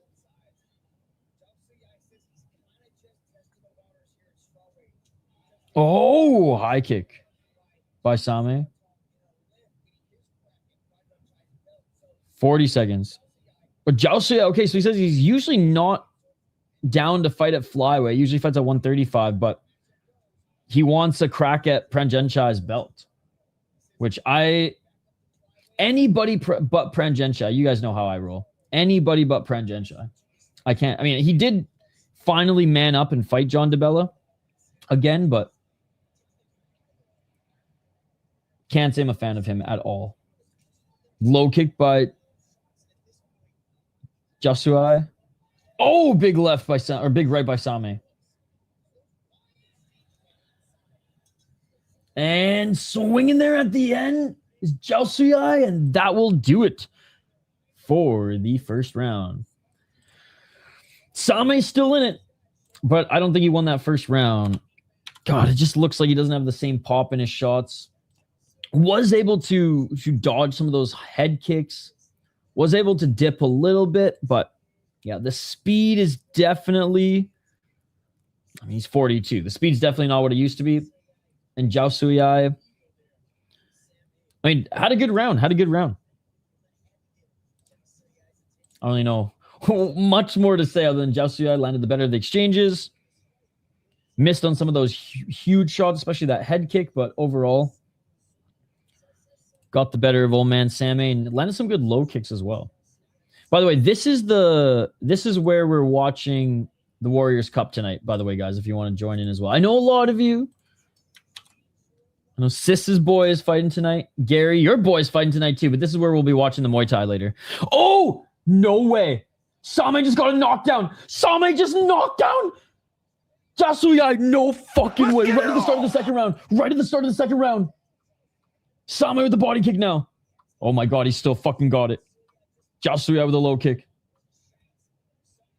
Step back left by Same. Jaosuayai is now going for it. Big overhand left. Dude, this is insane. Right to the body by Jaosuayai. Oh, big right hand by Jaosuayai. He's pressuring Same into the corner. Same ducks. Same clinching. 220. If Same doesn't get knocked down, man, he could still win this fight. Low kick by Jaosuayai. This doesn't help your case for wanting to fight. Oh, Jaosuayai hurt him to the body. Jaosuayai with a knee. Elbows. Same's hurt. Same's hurt up against the ropes. But he's still on his feet. Somehow, some way, Same stays on his feet. 151. Oh, flying knee by Jaosuayai. 140.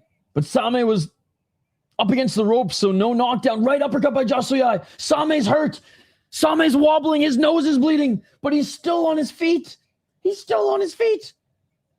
Knee by Same. Counter left by Same. Knee by Same. Jaosuayai's hurt. Same with the left. Jaosuayai's just got rocked by the knee. Left hand by Same. What a fight. Same with the left uppercut. Come on, Unk. 116. Jaosuayai's still hurt. Low kick. Same's exhausted, though. Jaosuayai's hurt. Left hand by Same. What a fight. 42 years of age. 55 seconds. Oh, big knee by Same. Back up to his feet is Jaosuayai, but he's wobbling. Oh my God. Yo, Jaosuayai, you're not getting Pranjanchai. Oh no, it's still going on. 42 seconds. How Jaosuayai survived that is insane, but he survived the count. Big left by Same. Right uppercut by Same. 33 seconds. Same. Big left hand. Jaosuayai, he's stumbling. Same's 23 seconds. All he needs is one more shot. Same with the right uppercut. Same with the left. Jaosuayai is still on his feet. Same with the counter left. Right hand by Same. Left by Same. Same. Left hand. Jaosuayai is going to survive the round. Big left elbow by Same. Same's face is absolutely destroyed, but he's got 2 knockdowns. He just has to survive the round. If Same can survive the 3rd round and not get finished, doesn't matter if he even gets knocked down, but if he gets knocked down, it's bad news bears. Let's be honest. He's not going to recover as quickly as Jaosuayai, but my God, dude. My fucking God. Insane.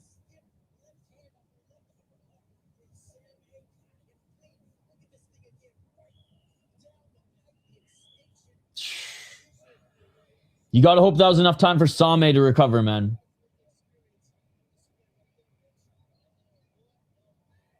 All right, here we go. Wow, good one. What's up, ready?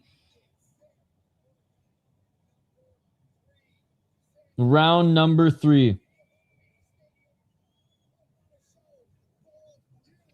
Here we go. Round 3. Let's get it all. Jaosuayai. Body kick. He slips back up to his feet and he's pressuring Same into the corner. Jaosuayai. He might punch himself out here early if he doesn't connect because he's going for it. And he has to. He needs a finish. Side push kick on Jaosuayai. That's going to wind him a little bit. Left hand by Same. Same with the left. Same with the high kick. Bro, if Rodtang retires in the next 2 years, he will forever be a fucking joke because of Same. Because of Same's existence. 221. Jaosuayai. Unable to hit Same with anything crazy. Oh, Same with the left of the body. Step back right by Same. Right hand by Jaosuayai. Oh, counter left by Same. Pota, what the fuck does that even mean? 157. Left hand by Jaosuayai.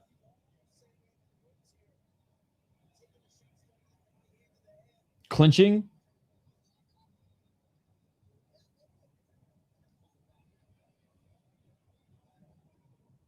$140. Clinching.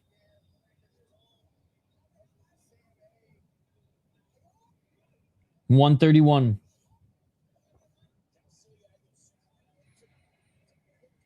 Body kick by each of them. Front kick by Jaosuayai. Dude, I told you he was going to fucking tire himself out after the first minute, and he did. This is all Same. Same's ducking. Same's clinching. Yo, denial, where are you at? Where are you at? 1 minute. Insist probably went streaming too.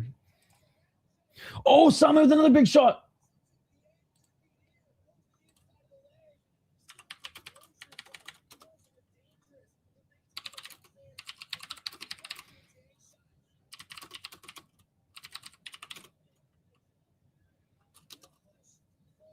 $37 seconds.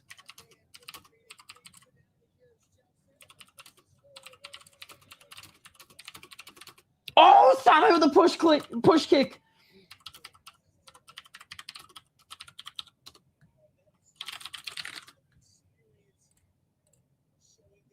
Dude, the old man's gonna win. Dude, it's amazing. It's amazing. This is the most beautiful thing.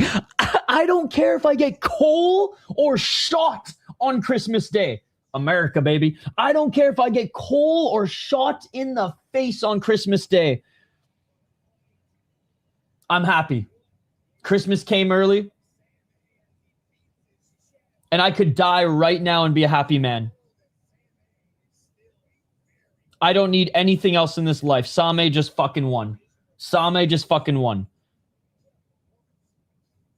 I don't need to live another day. My life is complete. Same just won. Unbelievable. Unbelievable. Beautiful like a motherfucker. That shit beautiful than a motherfucker. I'm not even looking forward to the holidays anymore. I could care less. Same just won.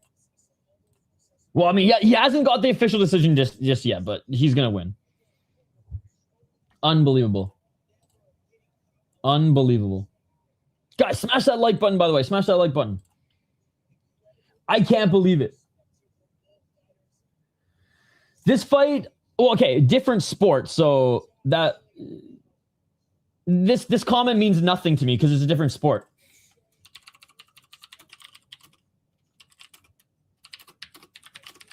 And I don't even think Royval versus Van was Fight of the Year. Fight of the Year happened yesterday on FFC. This was a great fight, but this was hardly the best fight in one championship this year.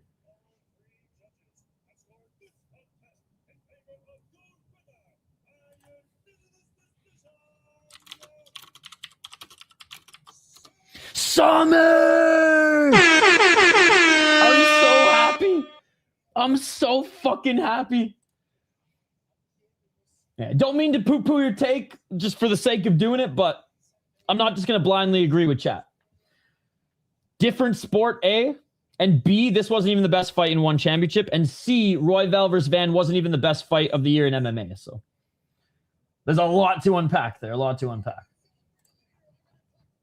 There were better fights in my opinion, there were two better fights than Van versus Royval, one in Inca and one in FFC in the last 2 days. What a war. And I'm sure there's a few deep fights that are better than every UFC fight this year too. I just have to go through the catalogs. There's a lot of them.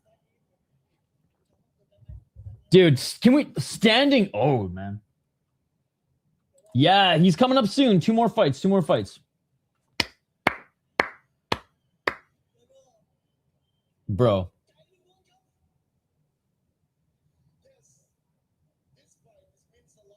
I'm so happy.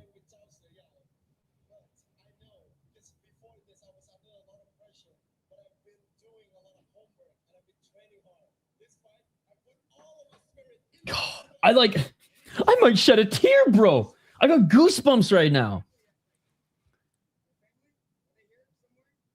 He's like, where's my family? Where's my family? 350,000 baht. Let's go. Let's go.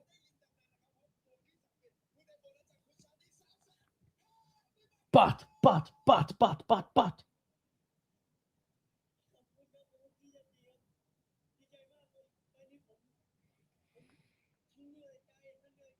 Bots, baby.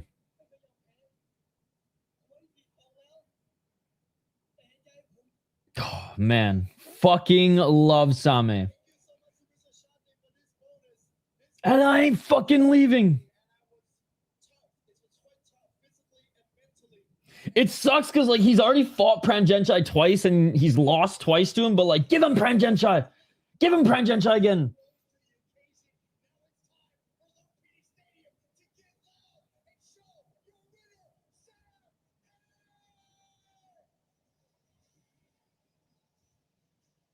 Dude.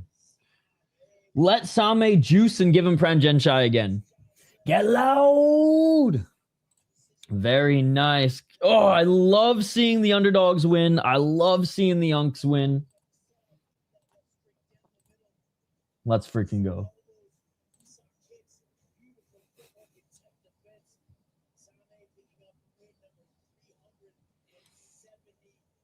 $376th win. Unbelievable. You hope Tawanchai wins tonight? Can't see him get another loss. Oh, wait. Is the Kulabdam fight canceled? No. Or do we have a Postlam? Don't tell me Kulabdam's fight was canceled. That would be unfortunate. Yo, where's Chummy Boy at?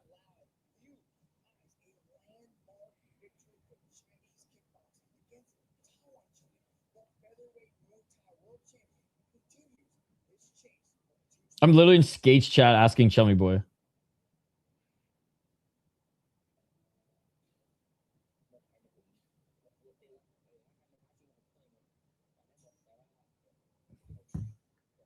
Oh, they're doing it later? Okay, so the Postlam. Okay, cool. Because usually they got another hour until the cable, until the Thai friggin' drama shows start. Yeah, I'm a fan of Tawanchai too, and I do think he's better than Liu Mengyang. Liu Mengyang has earned his shot, don't get me wrong, but...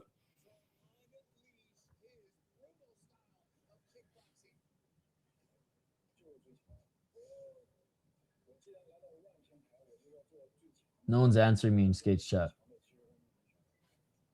All right, well, I guess we'll find out.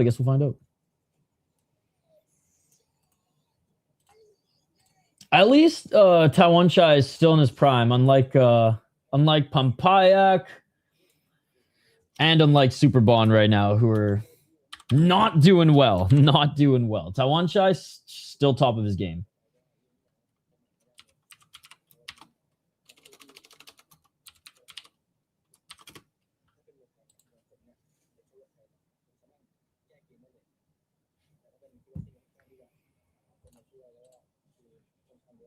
PTT Best. What's up, dude? Good to see you. Good to see you.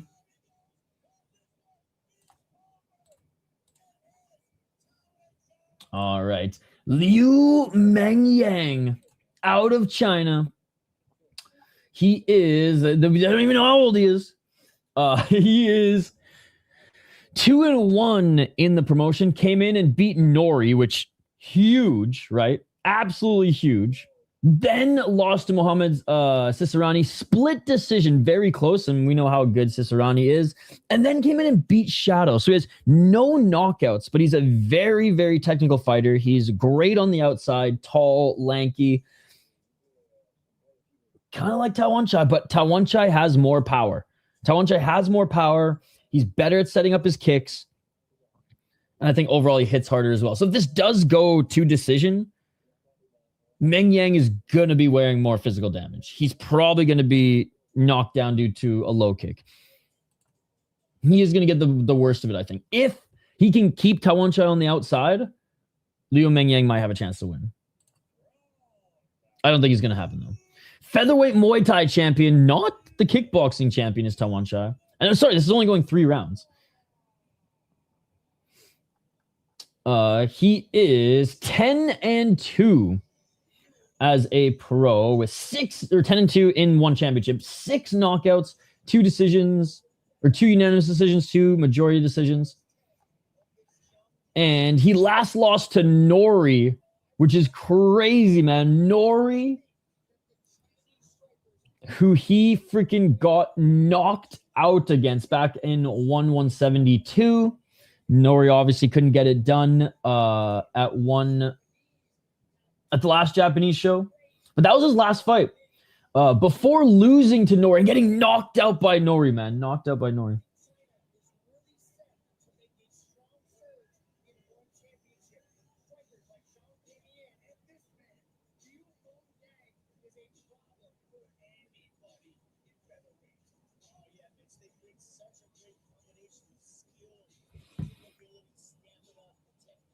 All right. So he beat Superbon, knocked him out in the second round with that beautiful kick. Before then, beat Jojo, beat Superbon, decision, beat Jojo.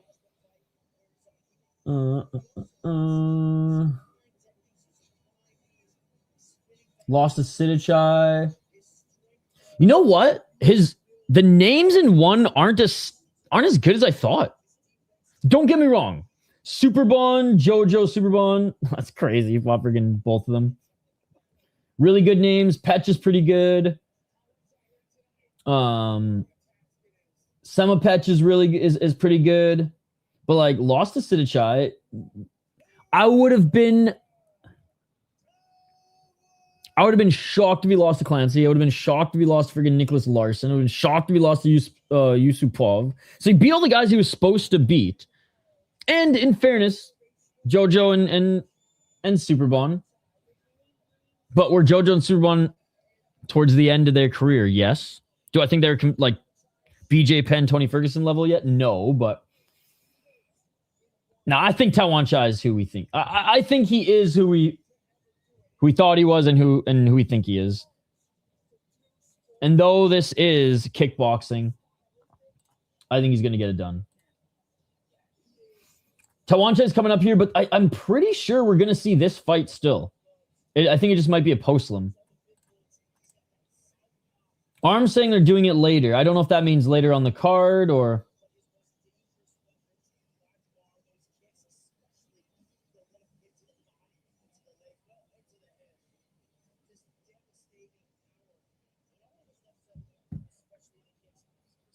All right, here comes Tawanchai.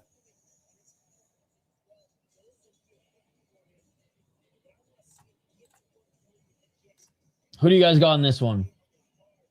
I'm going with Tawanchai, man, but Liu Mengyang is good. I just think Tawanchai is more dangerous.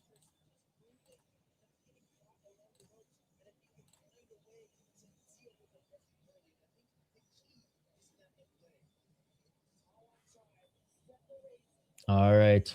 They are both in the ring. I know this ain't Muay Thai, but like they got to do a walkthrough, right? They gotta do a walkthrough. This is the main event.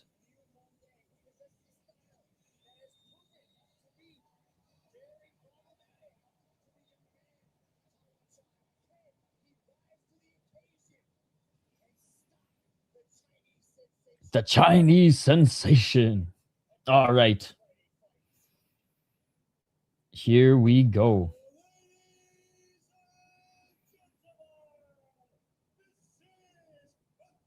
The main event.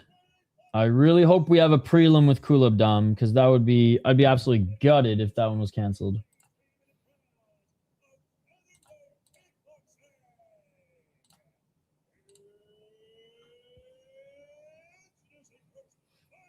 This is the first fight after the Norway loss. Yep. Good to see you, Harsh. So yeah, Tawanchai hasn't fought since May or March. May or March. What's his actual record? They're not showing it.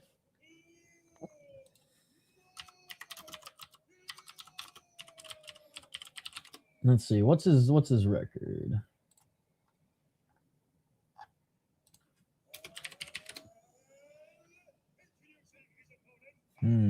He's fought twice in MMA, by the way. He went 2-0 in MMA. I don't have his official record, but fought in Wulin Fang. Mostly. That's funny. He has a freaking submission victory in MMA.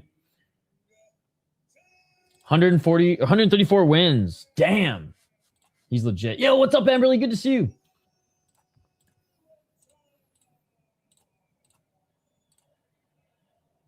Maybe Liu Mengyang is the next kickboxing crossover MMA star. This is the main event. There might be a post-lim. I don't know what happened with this fight. I'm going to look on Twitter, but it was either canceled or it's moving to a post-lim. But anyways, we got Tawanchai on now. Round one, let's go. Oh! And already a kick by Tawanchai, pushing Liu to the ground, and Liu back up to his feet.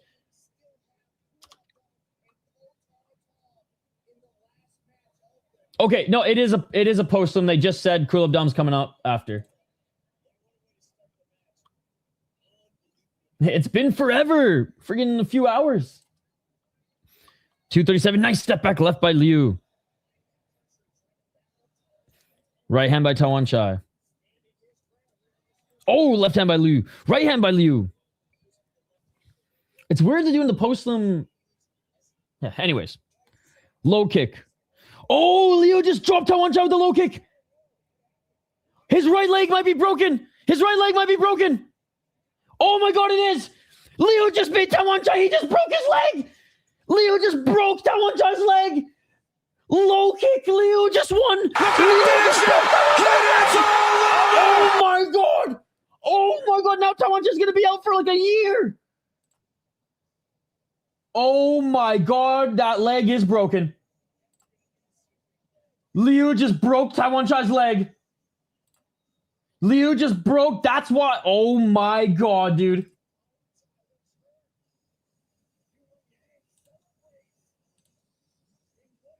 Tawanchai returns after losing to Nori and gets his fucking leg broken. Bro, his Anderson Silva run is over. Oh my God. Tawanchai looks like he's in good spirits right now. It's not broken in half Anderson Silva style, but you can see the bend, and he couldn't even put pressure on it. Perfect kick. All right, look at the replay here. Look at the replay here. If you got a weak stomach, maybe don't, but...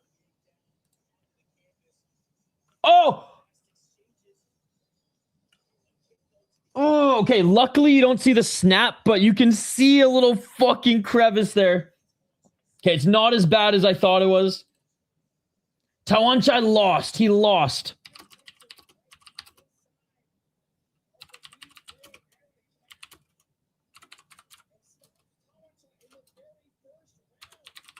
He's getting stretchered out. Fatality. Yo, Liu Mengyang's only 22. I don't know if I'd call it a non-effort, dude. Anybody gets hit in the leg like that by a kickboxer, they're going down. That was brutal. That was probably the most brutal KO of the day.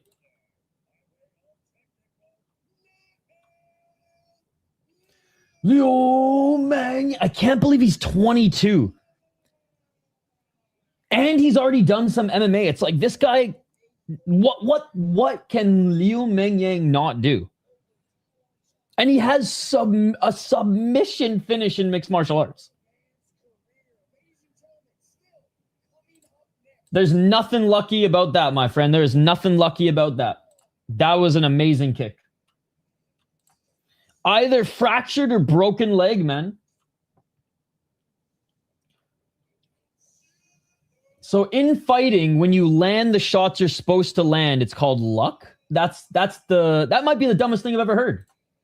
And I was rooting for Tawanchai. Kick, Amberly, kick. He like half checked it and oof. So frustrating when that stuff happens. Poor guy. I mean, it's literally called kickboxing and people are saying it's lucky. It's called kickboxing. Yeah. Leg kick, I think damaged leg. Fracture at least.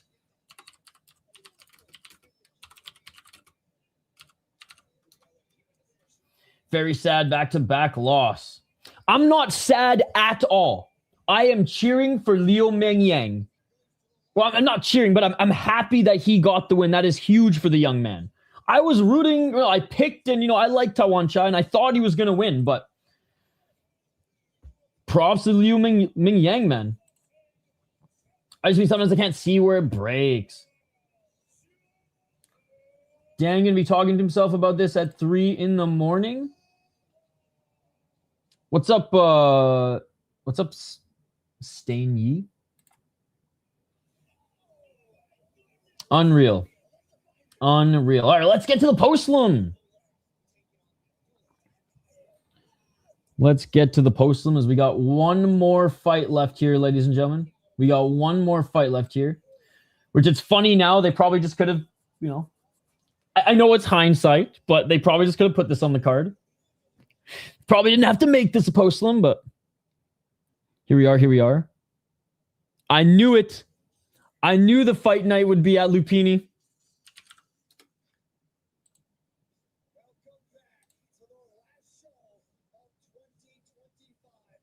Oh, this is the last show of 2025. I thought they were going to do one more.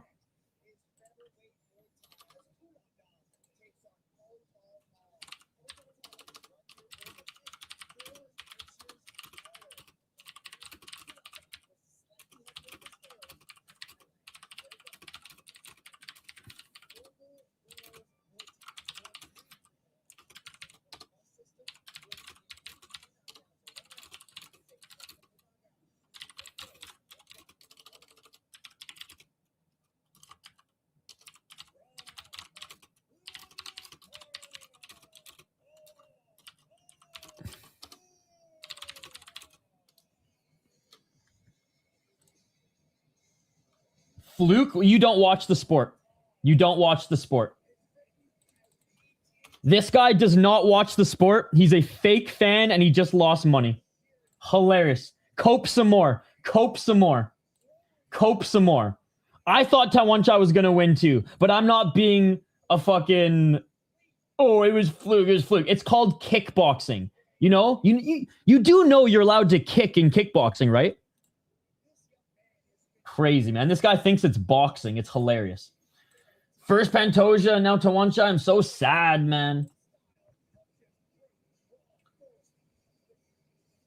I'm not even going to watch that farce. I have no interest in watching that. I'm going to be supporting American Muay Thai. Because there's a bunch of idiots in the live chat saying it's a fluke and he was lucky. And it's like, bro, it's kickboxing. It's kickboxing. Oh, I find it hilarious. People coping with their boy Tawanchai. Again, I like Tawanchai. I didn't want to necessarily see him lose, but fucking rights, man. Let's go, Mengyang Liu. He can fucking kick hard, and Tawanchai only half checked that kick. That is on him. Unbelievable. Oh, we're sad. Oh my God, a guy went down by a kick in kickboxing. Bro, it's fucking kickboxing. I'm flabbergasted that people are not giving any credit to Liu right now. Unbelievable. You don't watch the sport. You don't watch the sport. And I feel sorry for you. Will there be a link for tonight's action? You have to pay for it tonight. You have to pay for it tonight, unfortunately. Again, I love you all in the chat, but like, fluke. It's like, is not every punch a fluke then in boxing? Is not every punch a fluke in MMA when a low kick to do damage does damage, and you guys are saying it's a luck and a fluke? Again, to me, that's the dumbest shit I've ever heard. Love you guys, but it's crazy. We're not watching kickboxing. We're not watching boxing where kicks are illegal. We are watching kickboxing.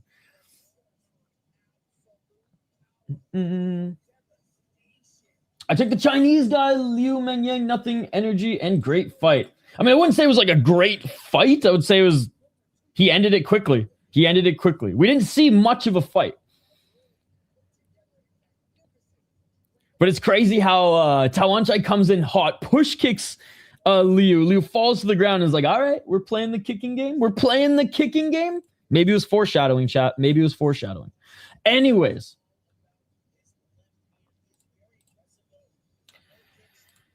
Yet you think they're flukes.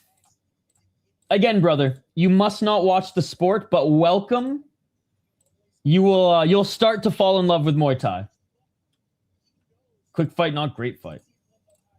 People calling kicks flukes is the craziest thing ever. Fluke and luck, insane, brother. Absolutely insane.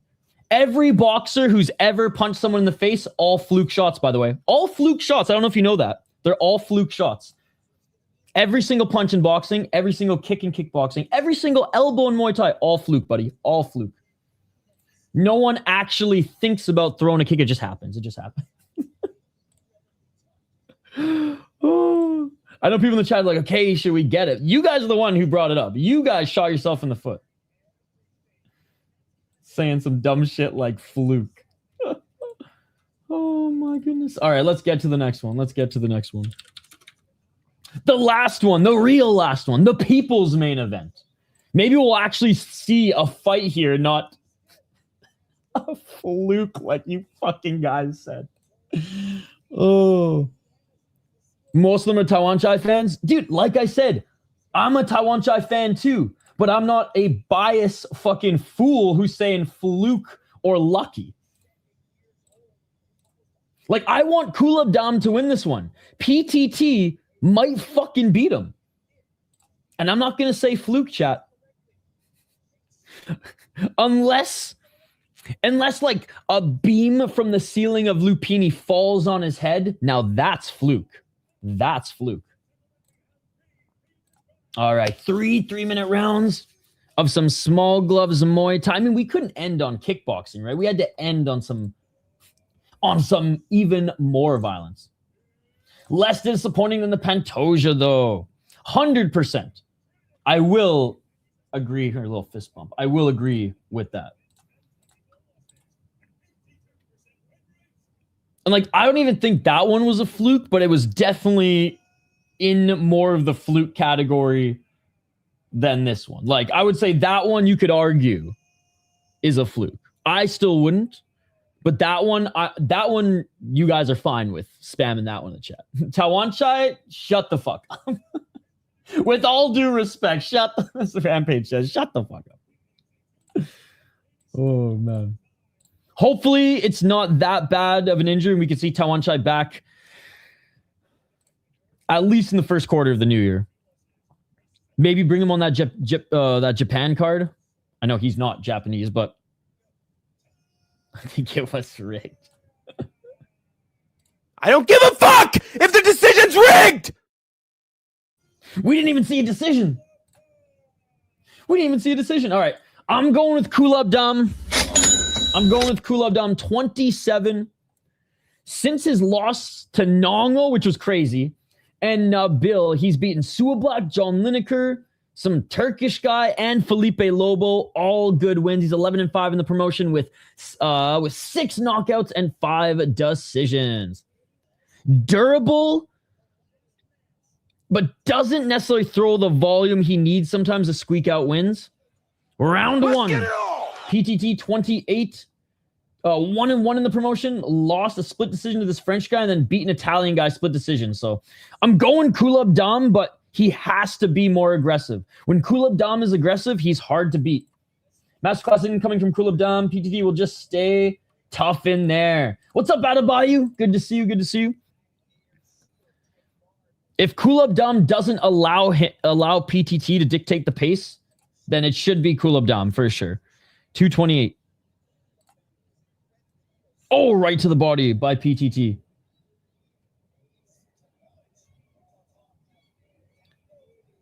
$216. Knees in the clinch.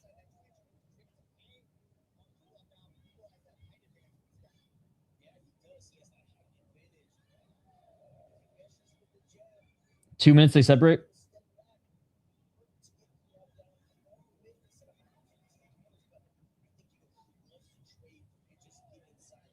$151. Right to the body by PTT and Kulabdam back at center. Low kick by Kulabdam.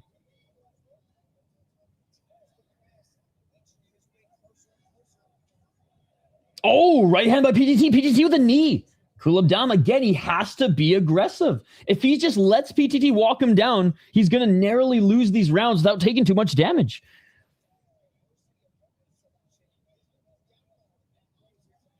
Oh, Kulabdam just got knocked down. What is happening? What is happening on this card? It must be a fluke, right, chat? That must be a fluke. That must be a fluke, right? That was just lucky. That wasn't skill at all. Come on. Whoa, a high kick by PTT. Oh, big left hand by Kulabdam. Here we go. Kulabdam meets another right. Right uppercut by PTT. PTT with another right. Kulabdam looking for a left. PTT with a right uppercut. PTT with a right to the body. Right by PTT. Left by Kulabdam. PTT's got him. Up against the ropes. Elbow. Knee. Breakfast burrito. Got him out of tortillas, or else I would have done the same. Love breakfast and breakfast burritos. Enjoy. Oh, big left by PTT in the clinch. 29 seconds.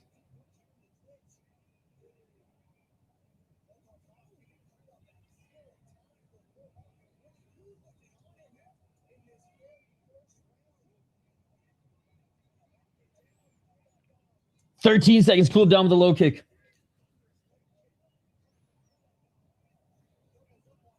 Low kick by PTT. PTT with the right hand. PTT with the uppercut. PTT with the left hook. And that is it for the first round.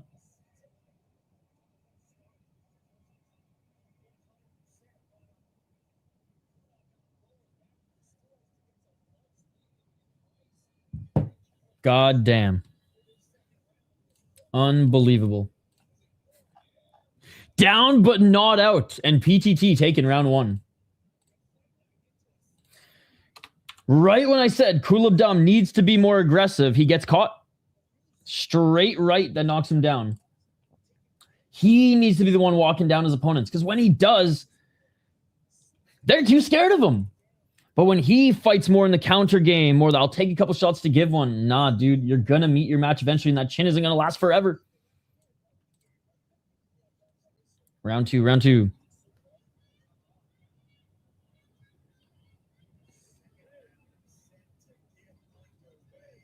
Guys, smash that like button and subscribe as well if you haven't already. Round 2. Let's get it on. Let's get it. Body kick by Kulabdam. PTT with a high kick. Kulabdam caught it, but then PTT with a knee. Each of them land a right hand. Right by PTT, left by Kulabdam. Kulabdam with the right hook. Kulabdam with the counter left. Here we go. This is the Kulabdam that we're used to. Just throw. 233. Kulabdam walking forward. Low kick. PTT swing and miss with the right hand. And they get into the clinch. Right elbow by PTT. 219.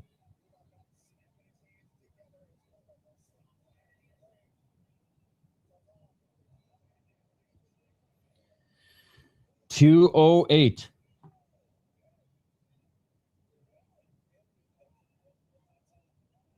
Knees by Kulabdam in the clinch. Ref separates. 2 minutes left.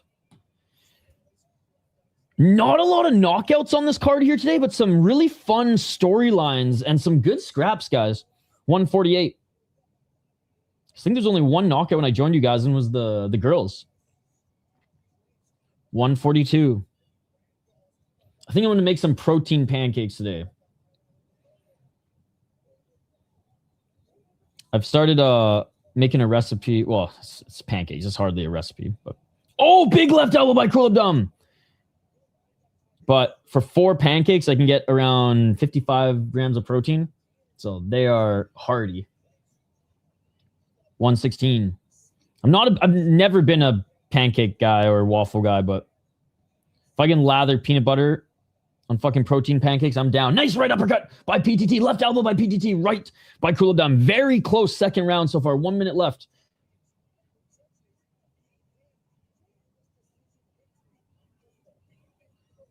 PTT walking forward. Left to the body by Kulabdam. Big left by Kulabdam. God, the fact that PTT just ate that shows that he's tough, man. The chat was saying it too. He's tough.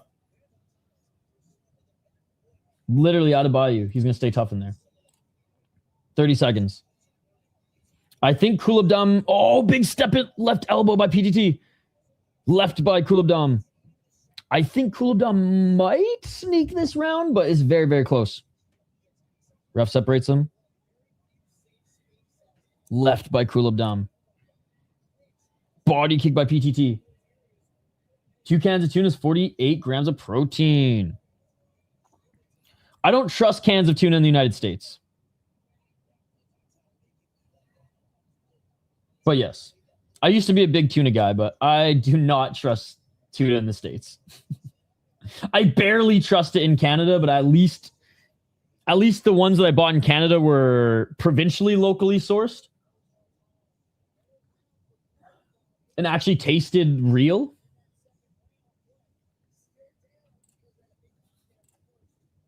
I'll sacrifice the tuna protein for no cancer. Or mercury poisoning or whatever the fuck the state's putting their freaking water cans of tuna. I've read a lot, and I heard one of the worst things that separates the states from other places as far as food, which there's a few, let's be honest, because like half of the cereals that the states have are banned in Canada. But I read a lot. Yeah, a lot of canned fish in particular out here ain't the greatest for you. And I'm no fucking hippie health freak, but you know, I'm gonna die in 2 years from no sleep. I should probably eat a little bit healthy.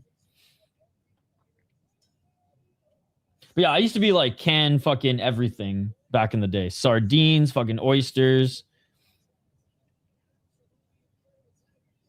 tuna, salmon. 246. Oh, nice right uppercut by Kulabdam. Let's get it all. Now, if someone wants to ship me some fucking tuna from Canada, I'll even pay the tariffs. I'll pay the fucking tariffs. 232.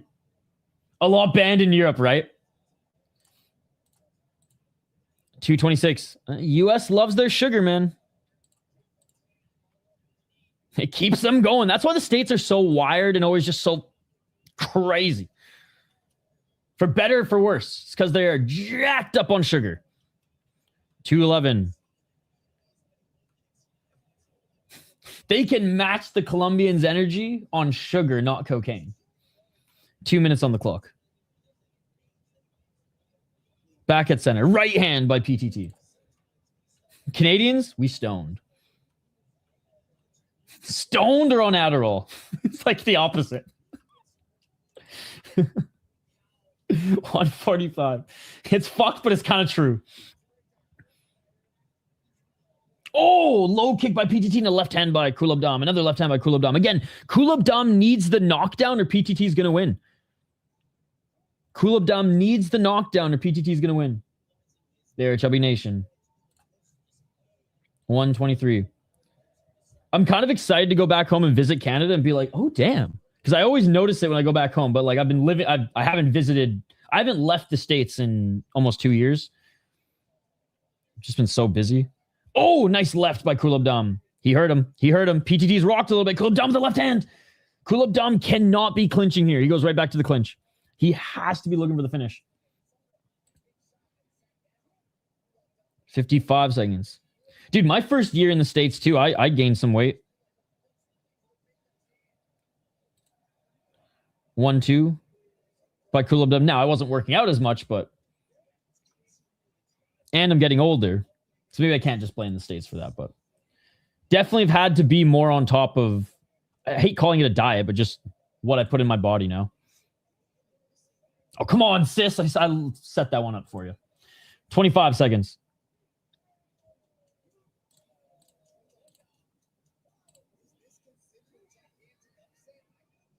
Oh, high kick by PTT. Counter left to the body by Kulabdam.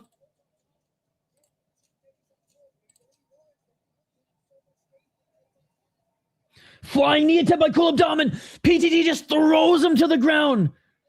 And then he looks at the camera like this. What a win. Look at the finish it. PTT's going to win. This fight is over. This fight is over. And Kulabdam again soils his win streak. Soils his win streak. Dude, it is no joke. No joke. Those hooks, because he hasn't been knocked out in the promotion yet, right? Yeah, 2 split decisions.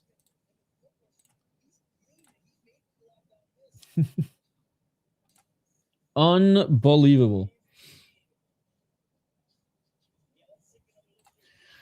No official decision yet, but I think he's going to win. Yep, I think he's going to win. He got the knockdown. Kulabdam didn't get a knockdown. So even if it's a tie, even if Kulabdam won the second and third round, because of the knockdown rule, PTT is going to get the tiebreaker. What a crazy card of upsets. We're listening in for the official decision. Okay, we're listening in now, guys.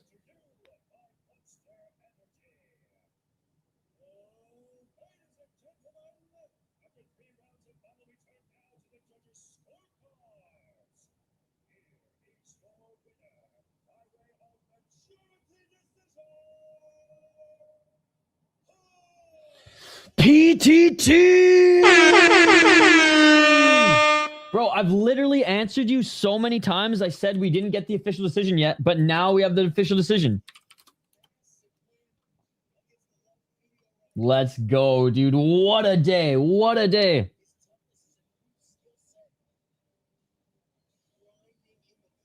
Wow. Unreal, man. What a card. What a card. Freaking PTT beats Kulabdam. Liu Mengyang beats Tawanchai. Same beats Jaosuayai. Pakorn beats Suablack. Siasarani beats Jojo. Yod-IQ beats Alexey. Zhang beats Thongpoon. We all know that one was going to happen because it wasn't in Muay Thai. This was fight of the night. Unbelievable fight. Gingsanglek beats Suriyanlek. Yoshinari beats T-Dead. We all knew she was going to win, but it was nice. One of the first knockouts on the card. Okuwaki wins. Japan won both their fights. Sorry, they went 2-for-1. And Singapore won his as well. Dude, low kick. Straight up, Mengyang kicked him in the leg. It looks like it looked worse in real time. It's funny, actually, with the replay. There wasn't a snap of the leg, but you could see a little curve, and he couldn't put any weight on it when he tried to stand back up. But yeah, he came in and freaking took. It was like in the first minute 30 too. Low kick and... Dude, Same beat Jaosuayai, though. He knocked him down twice. Knocked him down the first round and knocked him down in the second. Hey, passing of the torch, man. Liu's only 23, so passing of the torch. This was... Same winning was the highlight of the fucking card. Bro, this is the last one championship card. No more Amazon Prime. Only pay-per-view and YouTube. Right, but I'm off to get out of work. Great card. Catch you soon. Yes, we'll see you later. Crazy, though. Dude, I can't believe I missed the first, like, 3 or 4 fights, but I'm so glad I joined in when I did for that Suablack fight. Yo, people in my chat were coping with the Tawanchai loss, saying it was luck and it was a fluke. I literally said, and correct me if I'm wrong. Correct me if I'm wrong. Is this not kickboxing? Are you not allowed to throw fucking kicks in kickboxing? I don't get it. Octagon is not on. No, it's not. It's just a press conference. It's like, is every punch in boxing a fluke? Oh, I'm gonna intentionally throw this punch. Not fluke. I'm gonna intentionally throw this punch to hurt my opponent. Whether it's a jab, whether it's a hook, I'm still looking to hurt my opponent. Okay, are we not allowed to apply that same logic to fucking kicks? I am kicking my opponent. I am kicking my opponent to do damage. Oh, it did so much damage it finished him, but it's a fluke? Like, get the fuck out of here with that shit. Bro, deal with Prime is still good through 2026. I don't know where you're getting this info. I don't think that's correct.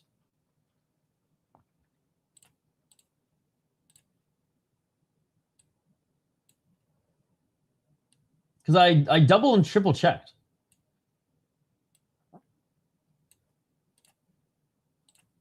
But I didn't go to South China Morning Post, though. You should Octagon is now. Are you guys sure it's not just the fucking celebrity thing that's going on? I am more sure that Octagon is not on now than one championship.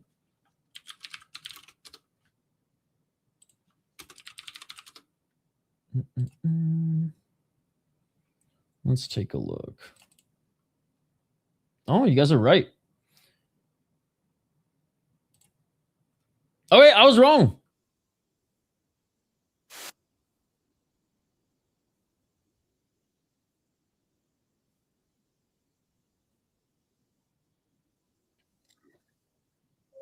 They do got the influencers on this card, though. I'm looking at the... They got freaking Karpekin on this card. They got freaking Rakimov on this card. Damn. A, I wish this was advertised more. Because B, I would have done it instead of fucking 1.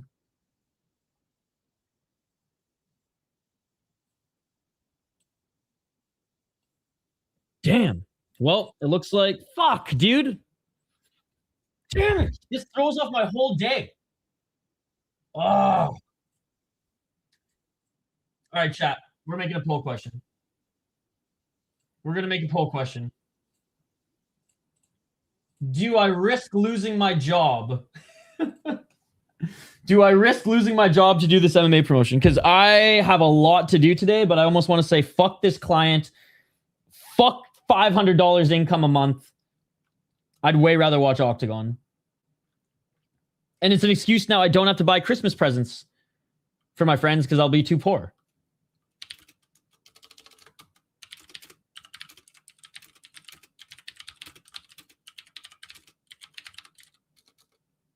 Because this client was not happy this morning about some stuff. Kind of out of my control. But I could have just skipped the stream and did it for them. And I said, nah, I'm doing one championship instead. So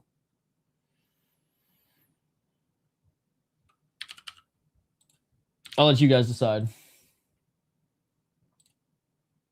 Thank you, by the way, Ron and Skate. Switch to Octagon. Didn't even see this on Tabology. All right, I will make a stream for it. I'll make a stream for it.